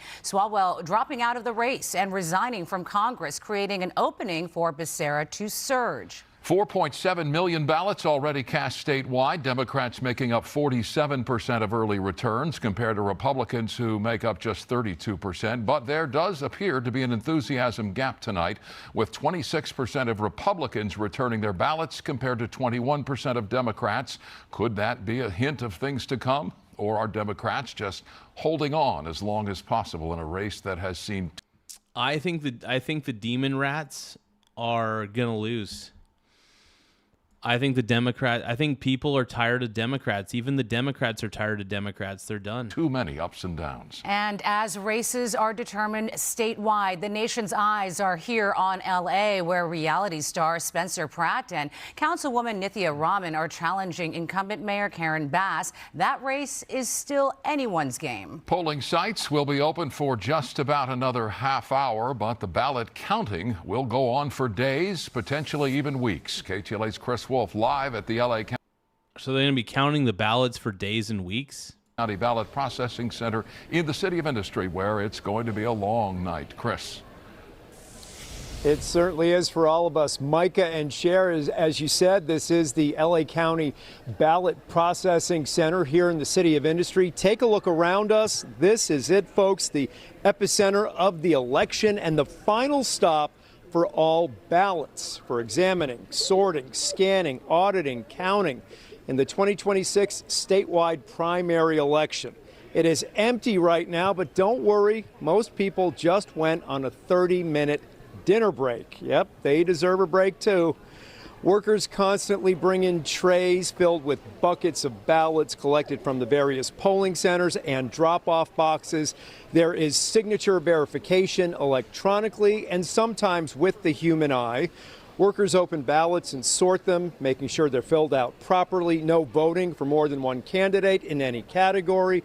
No strange markings, no coffee stains or food stains allowed, because scanners won't be able to read them later on, and the ballots will have to be redone with clean paper. But both the original and cleaned up versions are sent out together if that is necessary. This can be very repetitive and tedious work, and staff members do have to take mandatory breaks from time to time and stretch their arms and legs and rest their eyes and get a good. That's a lot. It's a lot of repetition. Lots and lots of repetition. I do not envy their task. Warm meal. If a candidate gets a majority of the vote, that individual will win the election outright. If not, the top two candidates from this all-party primary will advance to the general election in November. Polls close in about 30 minutes. First results from mail-in ballots cast before today will start coming in at around 8:30 to 8:45 p.m. And second results from ballots cast at a voting center before today will start coming in around 9 p.m. Let's come back out here live at the voting center, the ballot processing center for Los Angeles County. We will be here throughout the night, and we'll see you soon. For now, reporting. We'll see you soon, G-Dog. We love you. You're so cute. Live in the City of Industry, I'm Chris Wolf, KTLA 5 News. Thank you, Chris. With more, let's bring in our all-star election panel, KTLA Law and Politics analyst Jessica Levinson and political strategist Matt I feel like I watched this earlier. Wait. Good to see you both. Matt, we'll start with you. Early trends, early voting. What do you see? What do you see? Yeah, I feel like I watched part of this clip earlier with these people, so.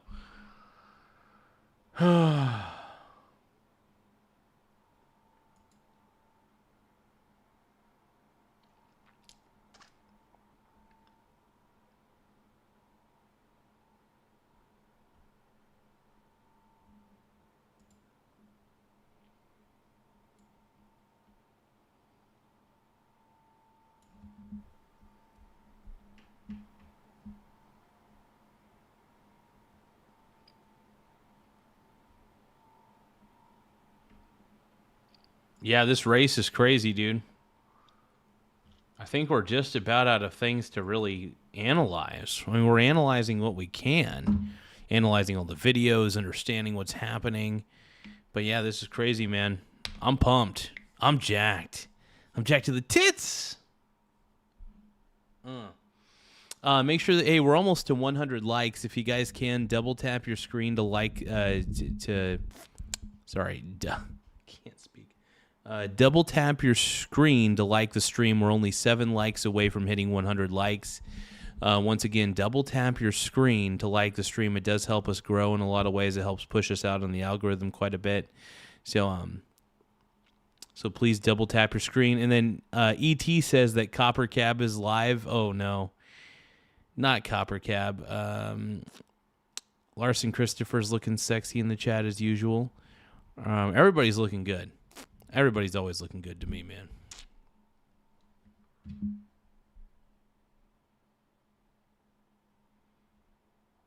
Whoa, 67. Oh, damn. Silver is down in the overnight. What happened? I mean, I'm not complaining. This is awesome.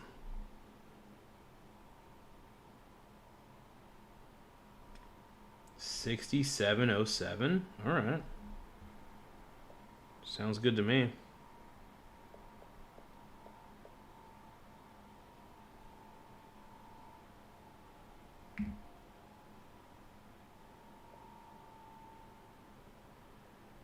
So many people getting into silver, dude.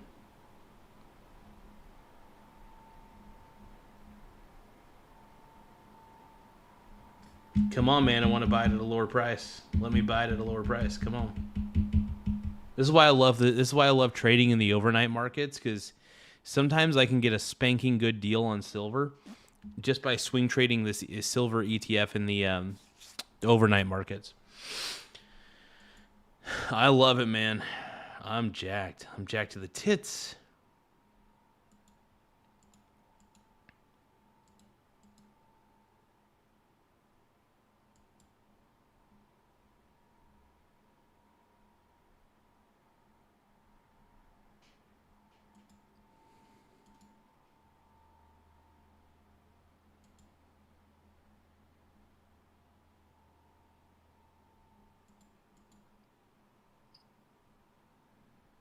All right, let's see what else is going on here.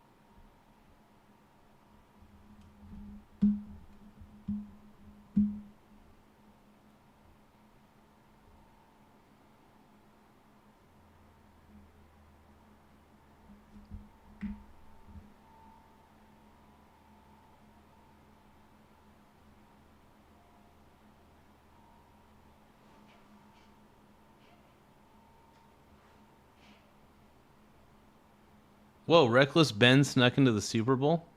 Pretty much just a big game of hide and go seek with security until the game starts. Case until there was only one door left.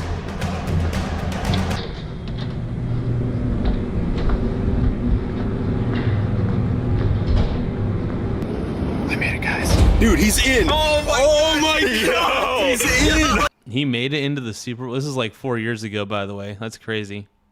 What the f? Holy sh**. National level security, by the way. Holy shit. He didn't take any snacks or anything. No, he's good. Dude, walking through the stadium is the most stressful thing in the entire world because I don't actually have credentials. This is my credential, is just a lanyard, and I tuck it in right there. It's a different lanyard than the one everyone else is wearing. Oh my gosh, like every single person I walk by, I'm like, nope, nope, nope, just trying to zigzag in and out of people so no one sees me. I made it to the bathroom, and now I have to stay here for, what time is it? Turns out it's only 12 p.m., which means I still have 24 hours until the gates even open. I genuinely did not think I was gonna make it this far. This is literally my home for the next 24 hours. This is stupid. Just in case security was paying attention, I decided to move to a different bathroom every hour. And when walking from one bathroom to the next, I had to make sure to seem so busy that I didn't have time to talk to anybody. Working hard or hardly working, am I right? That's actually smart as hell, dude. That is so fucking smart, dude. Reckless Ben is amazing, dude. I love this guy. I'm like, the bathroom stall is on the top floor of the stadium, so there was like not a single. Be there right away. I'm literally gonna fire you if you do this one more time. My friends are having a hard time making the credentials. I'm so tired. All you have to do is get passes, man. I mean, and they're right there in FedEx. I too do not feel like getting it right now. Imagine the viewer right now, the people watching this, and you're like, damn, these kids had a pass.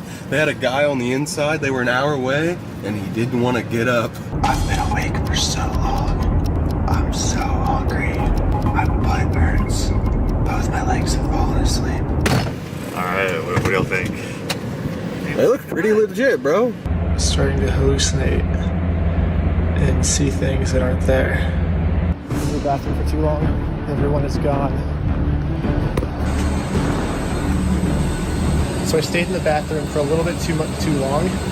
I heard the sweeper guys start coming in. I didn't have time to put on the spy glasses. I just ran. And I'm running through, and there's not a single person in the entire stadium. Hopefully they didn't see me. Basically, I'm hiding on the roof of this restaurant right now. I'm literally blocked off on all sides, except for right there.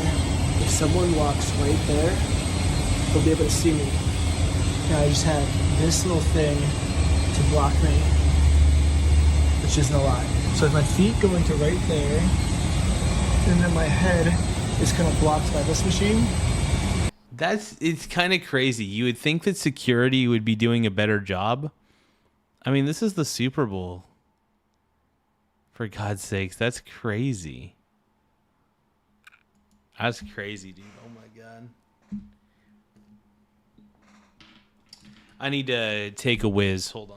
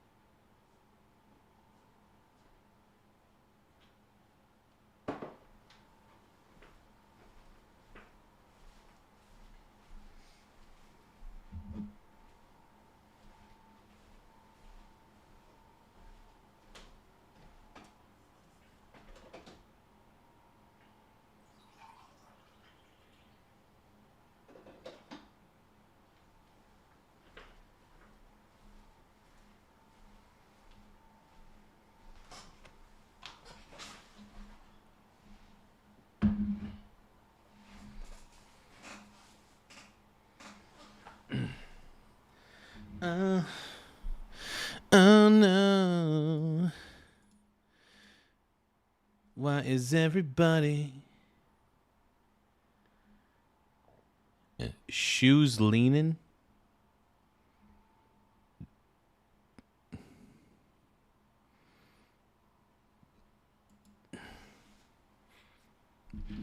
All right, let's see what Reckless Ben was doing. I can't believe he got into the Super Bowl though. That's kind of crazy.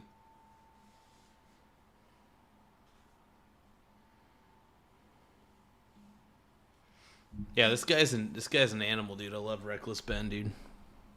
But if they get just the right angle, they can still see me. So I kind of have my back turned to them like this. So hopefully they just think I'm like a sack of garbage or something. I don't know. But eventually someone is going to be walking up and down these stairs because they're cleaning every single staircase in this. I wonder how Ben's doing right now. 2 days of no sleep, but I can't sleep because of how much anxiety I have right now.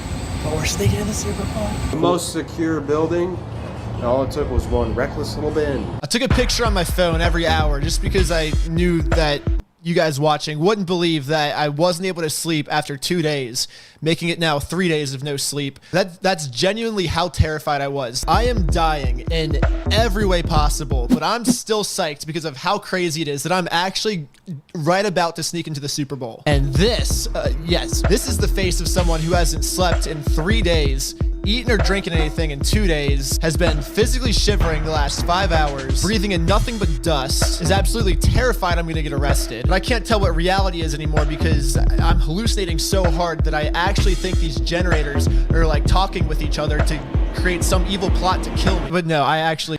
Dude, Reckless Ben's crazy, dude. I love this guy. He was hallucinating pretty bad. Keep in mind, Ben made it in, no pass. Yeah. These are for Ben. One in each pocket. No. Holy f***. Guess we'll see what happens now. I'm very easily viewed. If someone just walks over right there, they can see me. So I think I have to go to the bathroom. I didn't get any sleep. I was too scared that someone's gonna find me the whole night. So I snuck back into the bathrooms to wait for my friends. The only problem was my phone was at like 1%, so I can't rely on meeting up with my friends to give me my fake credentials. But I always have a backup plan. So I changed my attire again into what makes me look like a production assistant for the NBC network that I got screen printed the day before. 7 hours till the gates open. This is so smart, dude. But I made it in the Super Bowl and used my last 1% of my battery to prove it. For all the haters that said I couldn't sneak into the Super Bowl, check this out.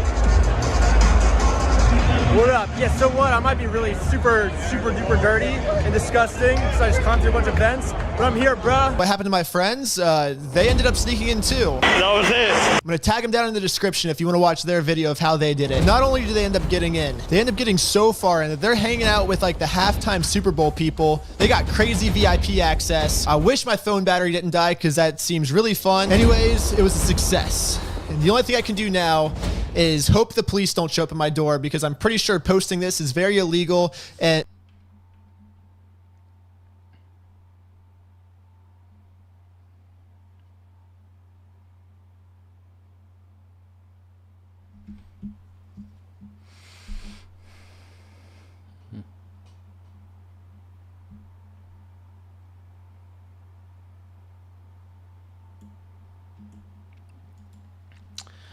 This is amazing, man. This is unreal. I love it.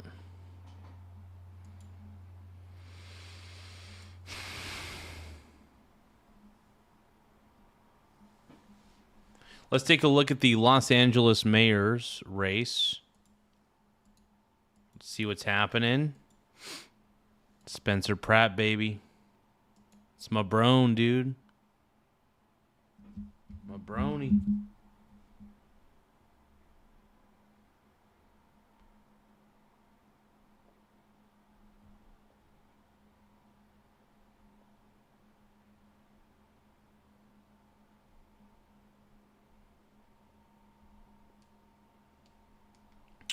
Well, do you guys think that Spencer Pratt's going to win? I think he is. Well, I don't think he's going to win the runoff. Well, I mean, I think he's going to win the runoff when he gets into it. But I think it's going to be Karen Bass versus Spencer Pratt for the November election. And I will say, if that ends up being the case, this is going to send waves upon waves across the entire Democrat Party saying, you know what? MAGA's not dead. MAGA is still alive and kicking. All right? Zan says he should have had a battery pack. Yeah, he should have had a battery pack, absolutely.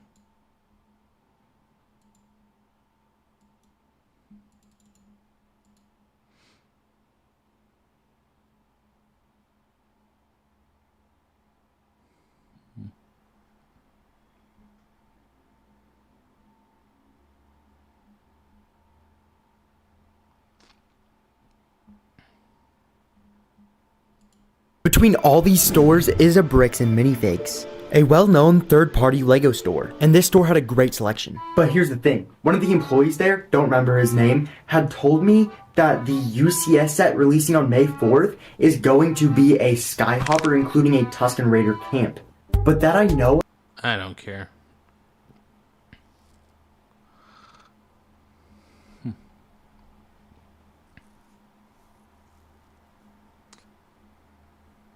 Bricks and Minifigs just got destroyed by Patreon, exactly. Oh my gosh, dude, there's no way. Oh my gosh. Okay, guys, I just watched this, so I'm like, thank you, Patreon, for actually doing the right thing. Excited, and this is hilarious.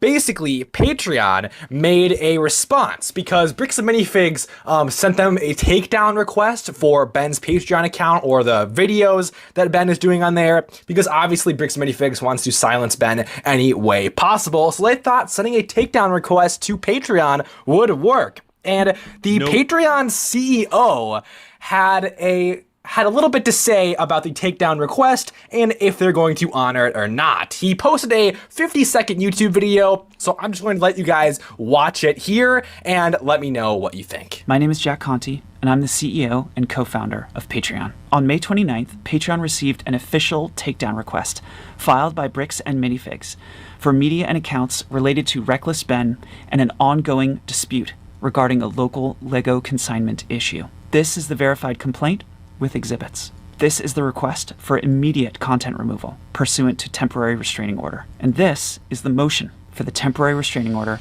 and preliminary injunction. So after an extensive review and investigation by Patreon's trust and safety team, we have in fact unfortunately determined that Bricks and Minifigs can stuff it. We're keeping Ben's page up. And if Bricks and Minifigs doesn't like that, they can sue us. Bricks and Minifigs can stuff it. Oh my gosh, dude. Oh, that makes me very happy. That's very satisfying to see a CEO do that. That's honestly very, very satisfying. You have no idea. Ew, Nithya Ramen's making some gains? Hell no. Come on, Spencer Pratt. Dude, we need you, Spencer. We need you, bro. I hope Spencer Pratt can make the runoff. Spencer, man, make the runoff, bro. Come on, Spencer Pratt, dude. I love Mr. Pratt, dude. He's my boy. This is the type of CEO that you want to have making videos and appearances and statements and everything online. He is a man of the people. Oh my gosh, you see this?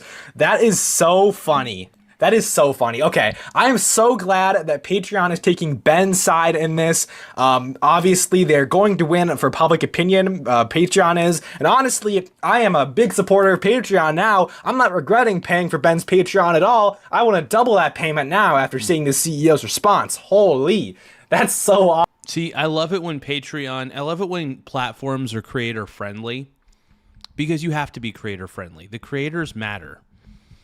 And the moment that you screw with the creators, you're messing things up, in my opinion. You got to let the creators flourish. You got to let the creators do their thing. I love it, dude. Awesome.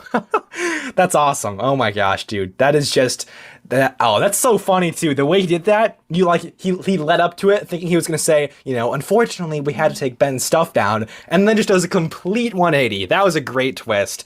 Yeah, I am glad that Patreon is standing up for, well, the little guy. I would say the little guy in this situation, but let's be honest, Ben has blown up and the entire internet is on his side basically, and there's so much coverage surrounding the situation.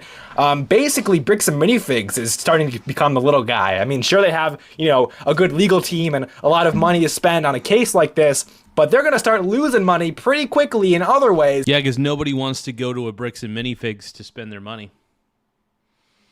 So Bricks and Minifigs is screwed. Because of everything that's going on with the reputation and all of that. But no, their reputation's cooked, by the way. Bricks and Minifigs' reputation's totally cooked, and it is well deserved. This is absolutely insane, and yeah, I am just, this is so funny to me. I am just relieved and so happy that we're seeing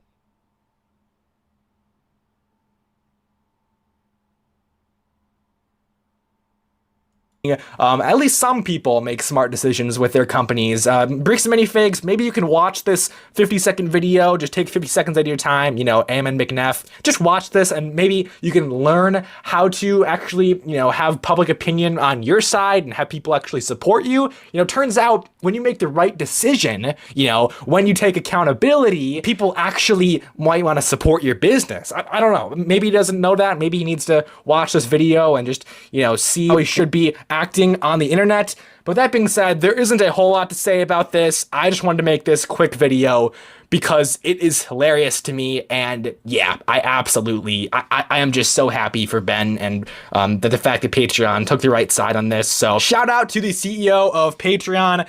Go buy Ben's Patreon, honestly, to support Patreon if you have the money. And then also you can watch Ben's Part 3, which was released today or yesterday. So yeah, with that being said, let me know in the comments down below. That's amazing, man. I love it.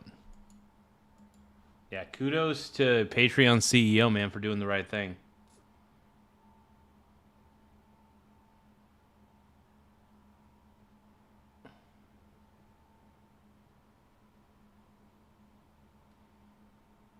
Larson Christopher says he hopes Brick sues. Oh, I hope you're joking, dude. Oh. Nah, Bricks and Minifigs, though, dude. That's a terrible company right there. They're awful, dude. Screw Bricks and Minifigs, dude, straight up. What you think of this, and I'll see you all in the next video.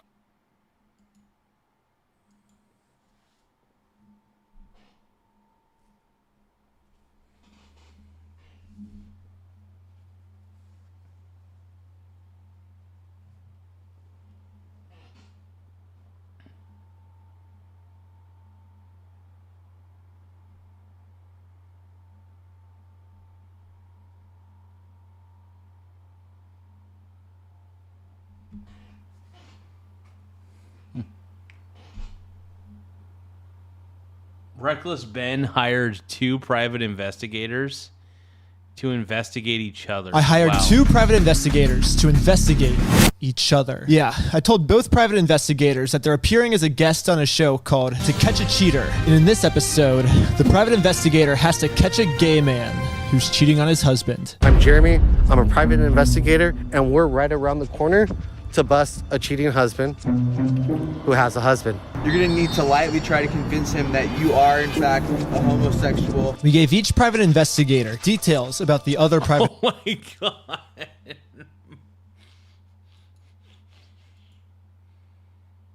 This is amazing, dude. This is amazing. Oh my God. Investigator. The photo on his dating profile, and but he actually went for it on the conversation line. He thinks that you're actually someone who's a romantic interest. You guys are crazy. His name is Clint. Your fake name is gonna be Clint. You need to be under the impression that you're meeting a doctor, okay? Right. This is hilarious, dude. This is so good. See, this is I just recently stumbled upon Reckless Ben's page, and I gotta say, this kid is so freaking clever. He's so funny. I love this guy, man. I think he's great. I think he's one of the best things I found on YouTube in a long time. And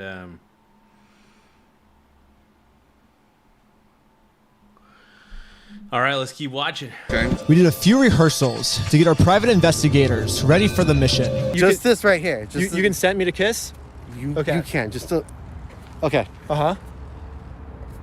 I'm with the TV show. Uh-huh. I'm a private investigator. Uh-huh. Your husband hired us. I understand that love is love, but be just good to your partner. He's your husband. Love is love. Be good to him. I think if you do it just like that, that'll be perfect. And now, with our private investigators fully ready to catch a cheater, we're gonna send in both private investigators together on a date I had set up for them. Are you Clint? Well, you look a little different, but yeah, hi. Nice to meet you. Oh. Cool, you still look great. Thank you. Yeah. You're a surgeon? Wow. Started early. Sure. That must be fun. Yeah, I mean, like, it really does help save lives, too. At the same time. Okay, cool. Prioritize. Doctor life. That's facts. That's facts. That's facts of life. That's doctor's life. Oh, good for you. That's awesome. You want to get some coffee, or are you good? I'm going with some water. All right. I'm going with water right now. Yeah, I wasn't sure either, so I was just... Like, if you want some coffee, I mean... Yeah, I'll be okay. It's okay. I'm here or there. It doesn't matter. That's cool. It's awesome to meet you, though. Yeah, same here. Likewise. Yeah, awesome. Cool. So, how do you like working out here in LA? Are you originally from out here? Or? I'm actually in the same hospital that my grandpa actually got colon cancer. I remember after his surgery, I'm going to get something to eat because the nurse is like, sweetie, you just can't.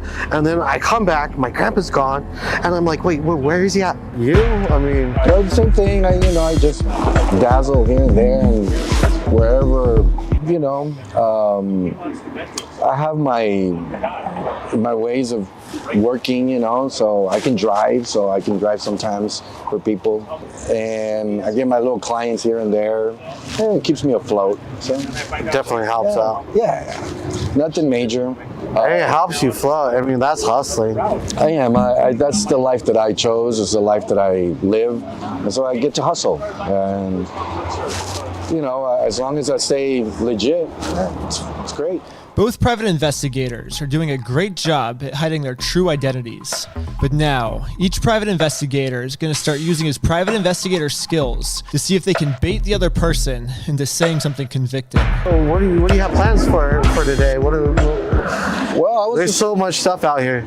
Yeah, I don't know. I mean, I don't know. What did you have in mind? But I mean, I don't know what you're like. This is, oh my God, this is so great, dude.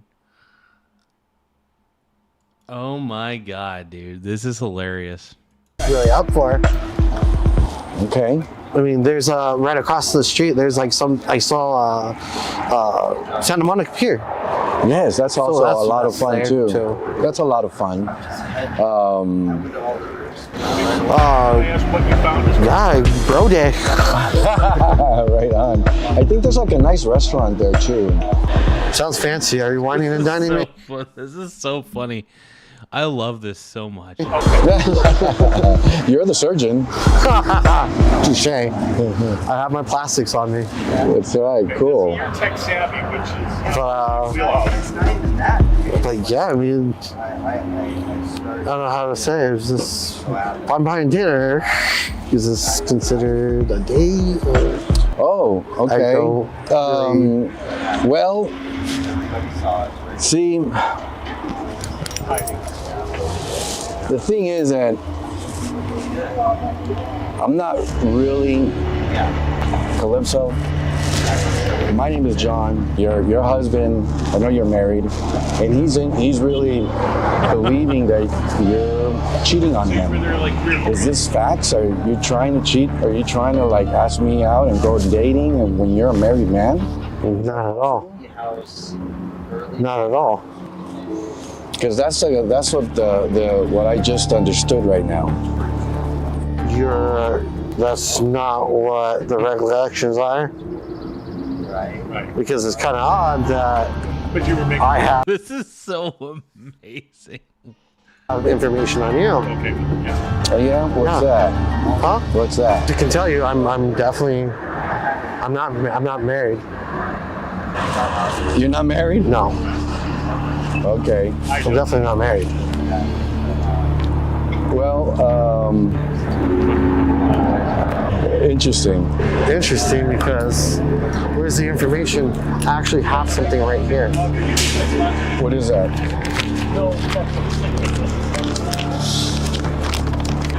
Oh yeah. This is you? Yeah. Oh, this is not my messages. Yeah, no, they that's the way they worked it out in order to get you here.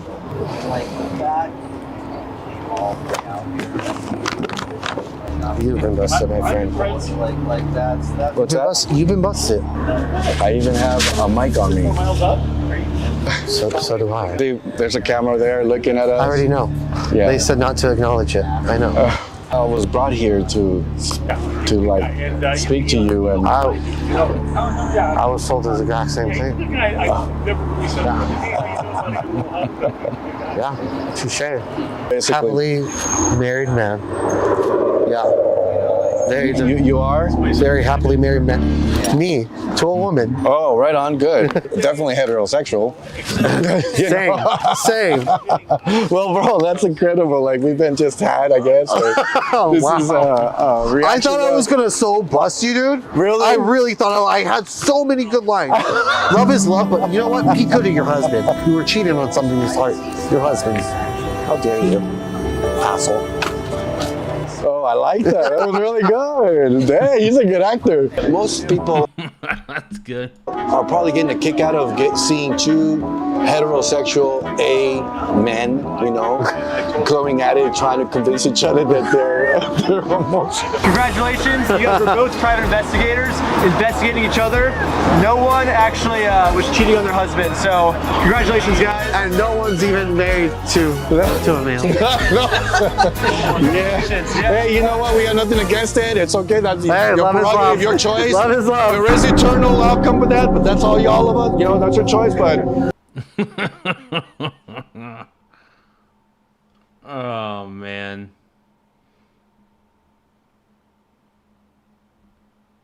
This is crazy. All right, let's take a look at the LA mayoral race. Spencer Pratt still has a firm lead over Rahman. So that's good. E.T. says that was a waste of his time. I love it, dude. I love it. I gotta waste your time, E.T. I love you, bro, but I gotta waste your time sometimes, That's what I do, dude. That's what Daddy Garza does, dude. That's what Daddy Garza does. So what are the predictions here?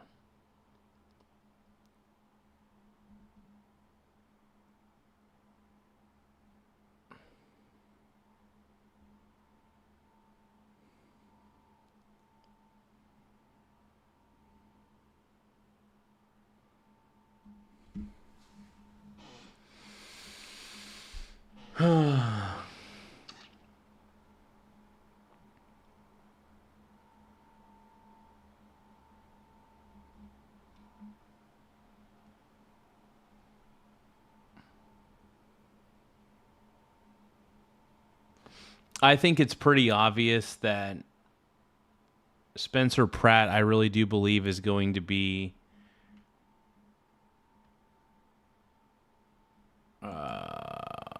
I think Spencer Pratt's going to be the second in second place for the runoff. That's what I think is going to happen. That's what I believe. Not believe. It just looks like it's what it's going to be.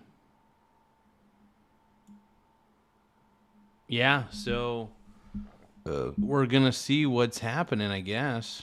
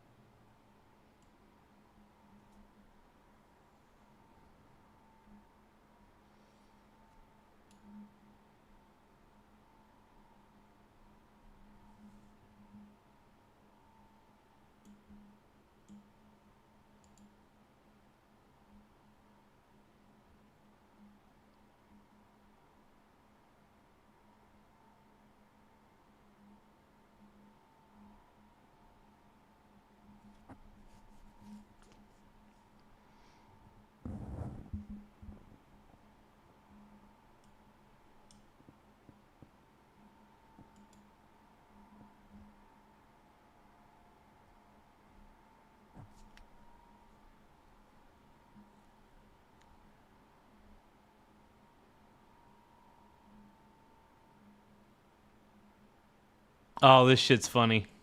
We're gonna watch a little. Jordan, we're gonna watch a little Ping Trip. You're an incredible human being. I'm deeply honored you would talk to me. Is there advice you can give to me, Lex, about how to do this podcast better? Okay, you want to know what I think? I think it's a terrible podcast. It is. It is. Oh God, Lex Friedman's podcast is so awful. I just want to shut it off. Click off.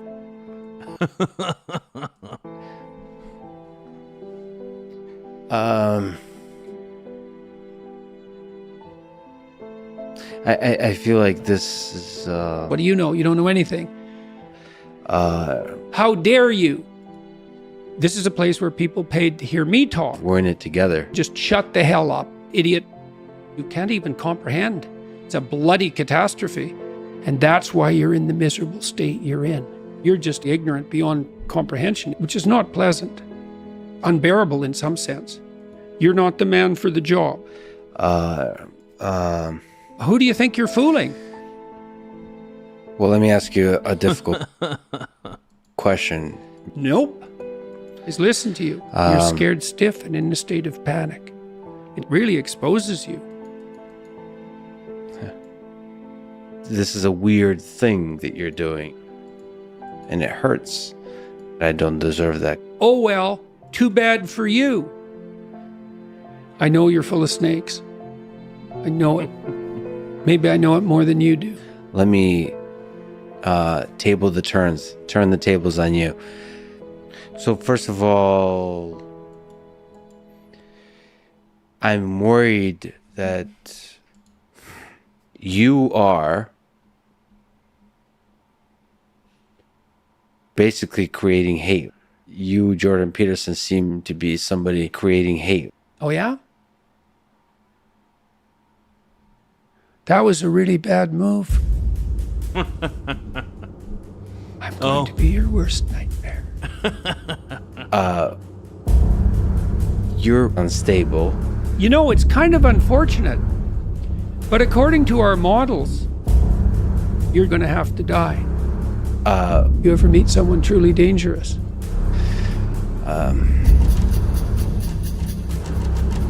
I'm going to kill you. No, I don't want that. And what would happen if I did? Makes me quite uncomfortable. Whack! We'll not find enough water to wash away all the blood. It's serious business. Thank you. God, Pink's Trip is amazing. I love these edits so much.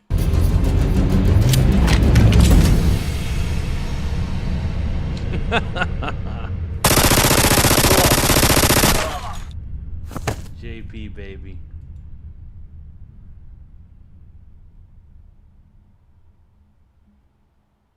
So funny. I love Pink Trip so much. Greatest YouTuber of all time. Greatest YouTuber of all time, man.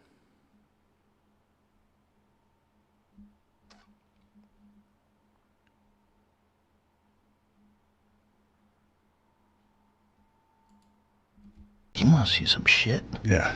Get in there, dog.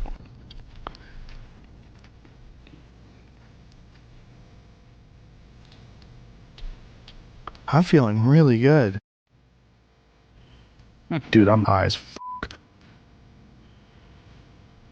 God, I'm so fucking great. Larson Christopher saying Garza styro pyro. I don't know what styro pyro means, dude. Smelling salts. Yeah, I don't know what styro pyro means, Larson. I have no idea.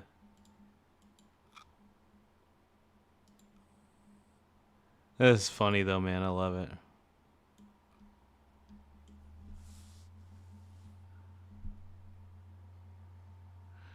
Well, I definitely want to see this runoff happen, man.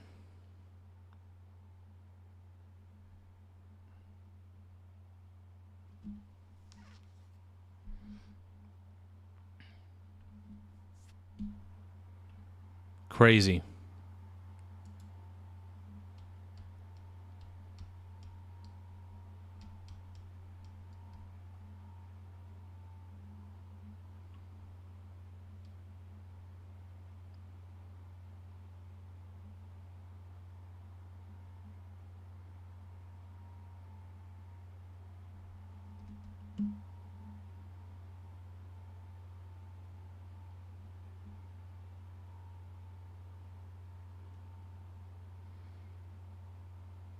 Oh, my little guy Elvis. He's such a sweet kitty. He's such a sweet. I love this cat so much. Such a good kitty cat.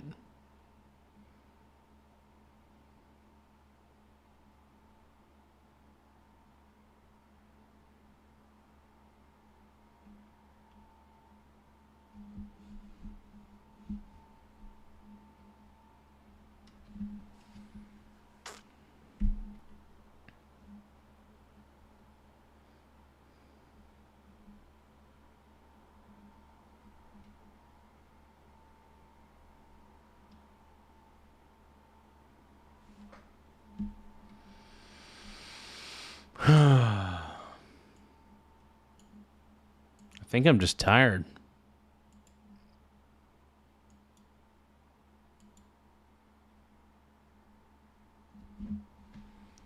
Styro Pyro is a channel on YouTube. The dude is like the Ben guy from Legos and a little like MacGyver. All right. Styro Pyro. All right. Hold on. Styro Pyro.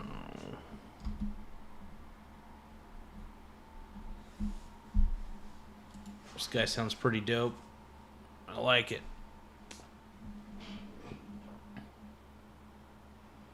I dig it, man. I dig it. I'll subscribe to him. Why not? I don't know if I'll...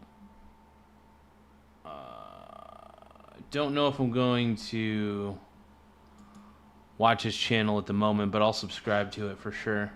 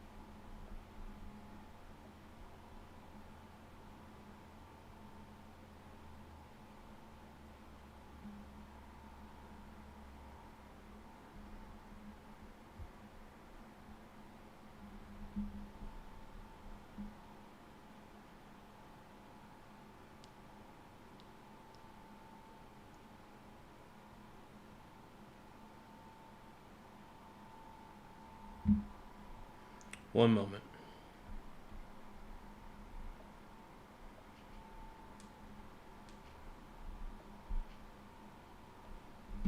All right, we're going to end the stream in about... have a good night, Mr. Larson Christopher. We got about 11 more minutes until I just decide to end the stream for the night. I'm honestly just pretty tired at the moment. Yep. Here we go. I think we got time to react to one more video.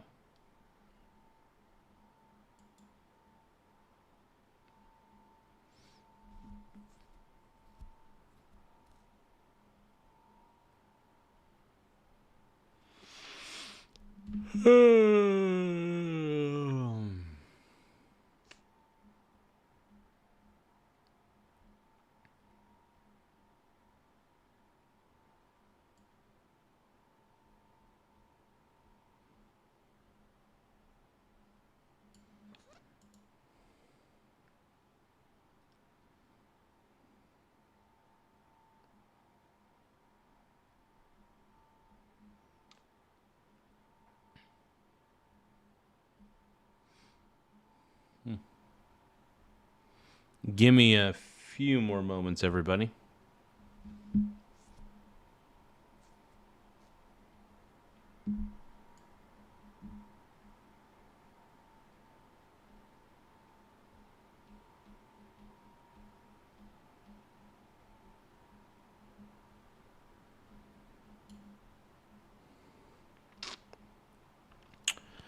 Well, it does appear that Spencer Pratt is still behind Karen Bass, and I do think it's going to be Karen Bass versus Spencer Pratt in the runoff.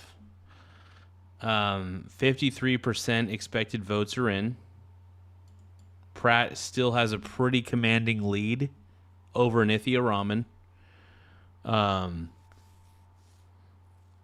Yeah, I got to go to bed. Hopefully we have a result by the morning. We'll see what the result is, or at least if we have a firm understanding of what the outcome will be. It's looking like there's going to be a runoff between Karen Bass and Spencer Pratt, as predicted.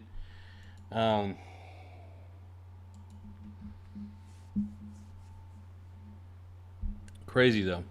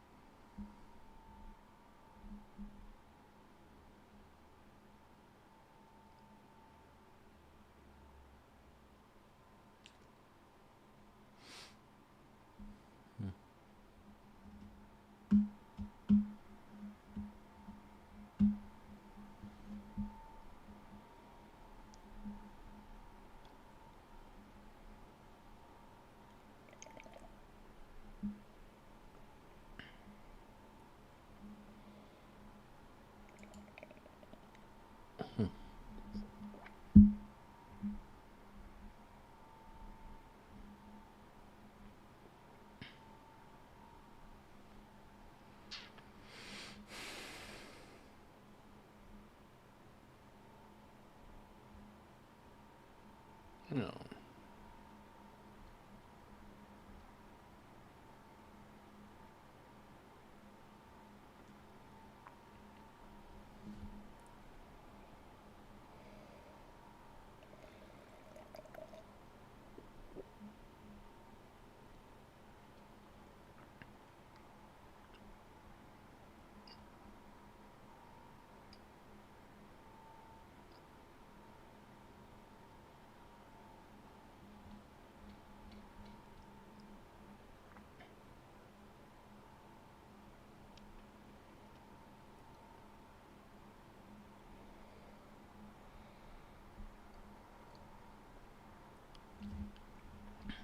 All right.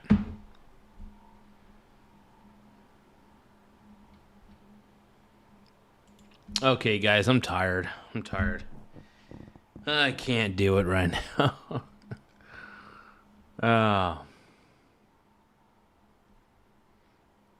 All right, I do want to thank you guys. Snow Patrol Speedrun Challenge. Okay, I'll end the show with a little Snow Patrol. How does that sound?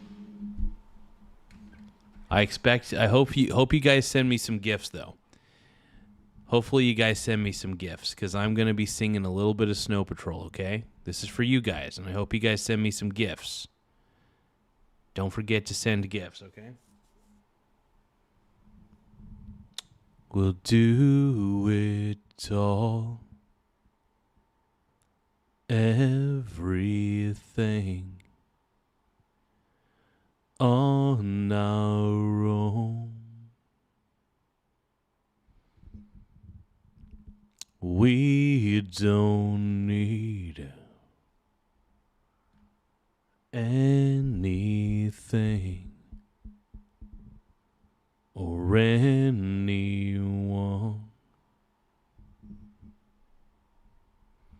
If I lay here, if I just lay here, would you lie with me and just forget the world? Forget what we're told before we get too old. Show me the garden that's bursting into life. Let's waste time chasing cars around our heads. I need your grace to remind me to find my own. If I lay here, if I just lay here, would you lie with me and just forget the world? Forget what we're told before we get too old. Show me the garden that's bursting into life. And all that I am, and all that I ever was, is here in your perfect eyes. They're all I can see, and I don't know where. Confused about how as well. Just know that these things will never change for us at all. If I lay here, if I just lay here, Would you lie with me and just forget the world?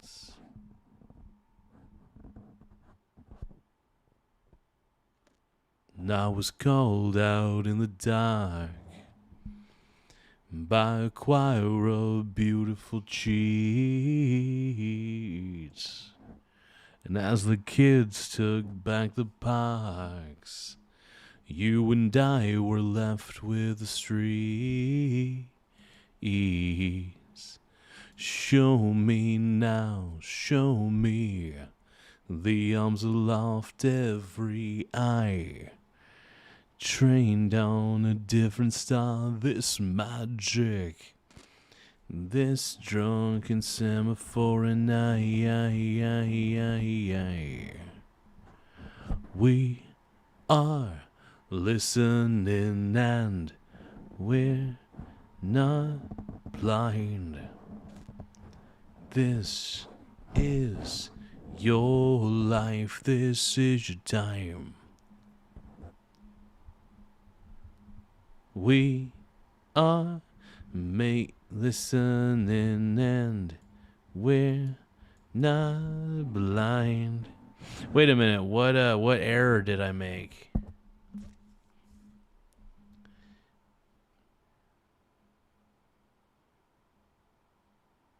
Oh, are you talking about the grammatical error? Oh, it should have been R. R. Spencer Pratt and Trump turning LA MAGA. Okay. There we go. I fixed it. Yeah, I realized that, yes, it should have been R. Spencer Pratt and Trump. I didn't look at it. I didn't pay attention. Because at the end of the day, I don't really give a fuck. Thank you so much, Eric Klein. I appreciate it. You got that Snow Patrol, man. You got it, dude. If you guys can, though, we're gonna end the stream here in just a second. Make sure if you guys can, tap the gift button and send a gift. Gifts do really help out the channel in a lot of ways. So the more gifts, the merrier. It makes the channel grow. It makes me feel good about myself, and you guys are so beautiful. You are beautiful, no matter what they say. Words can't bring you down. And you are beautiful in every single way.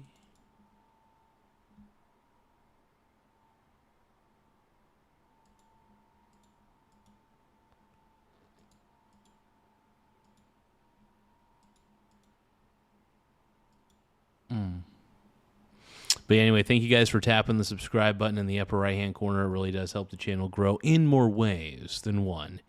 Yeah, I'm tired.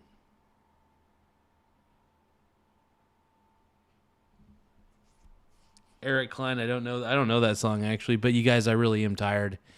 I'm going to go to bed. If you guys want to send a super chat, it really does help. If you guys want to send a gift, it always helps. Gifts, super chats.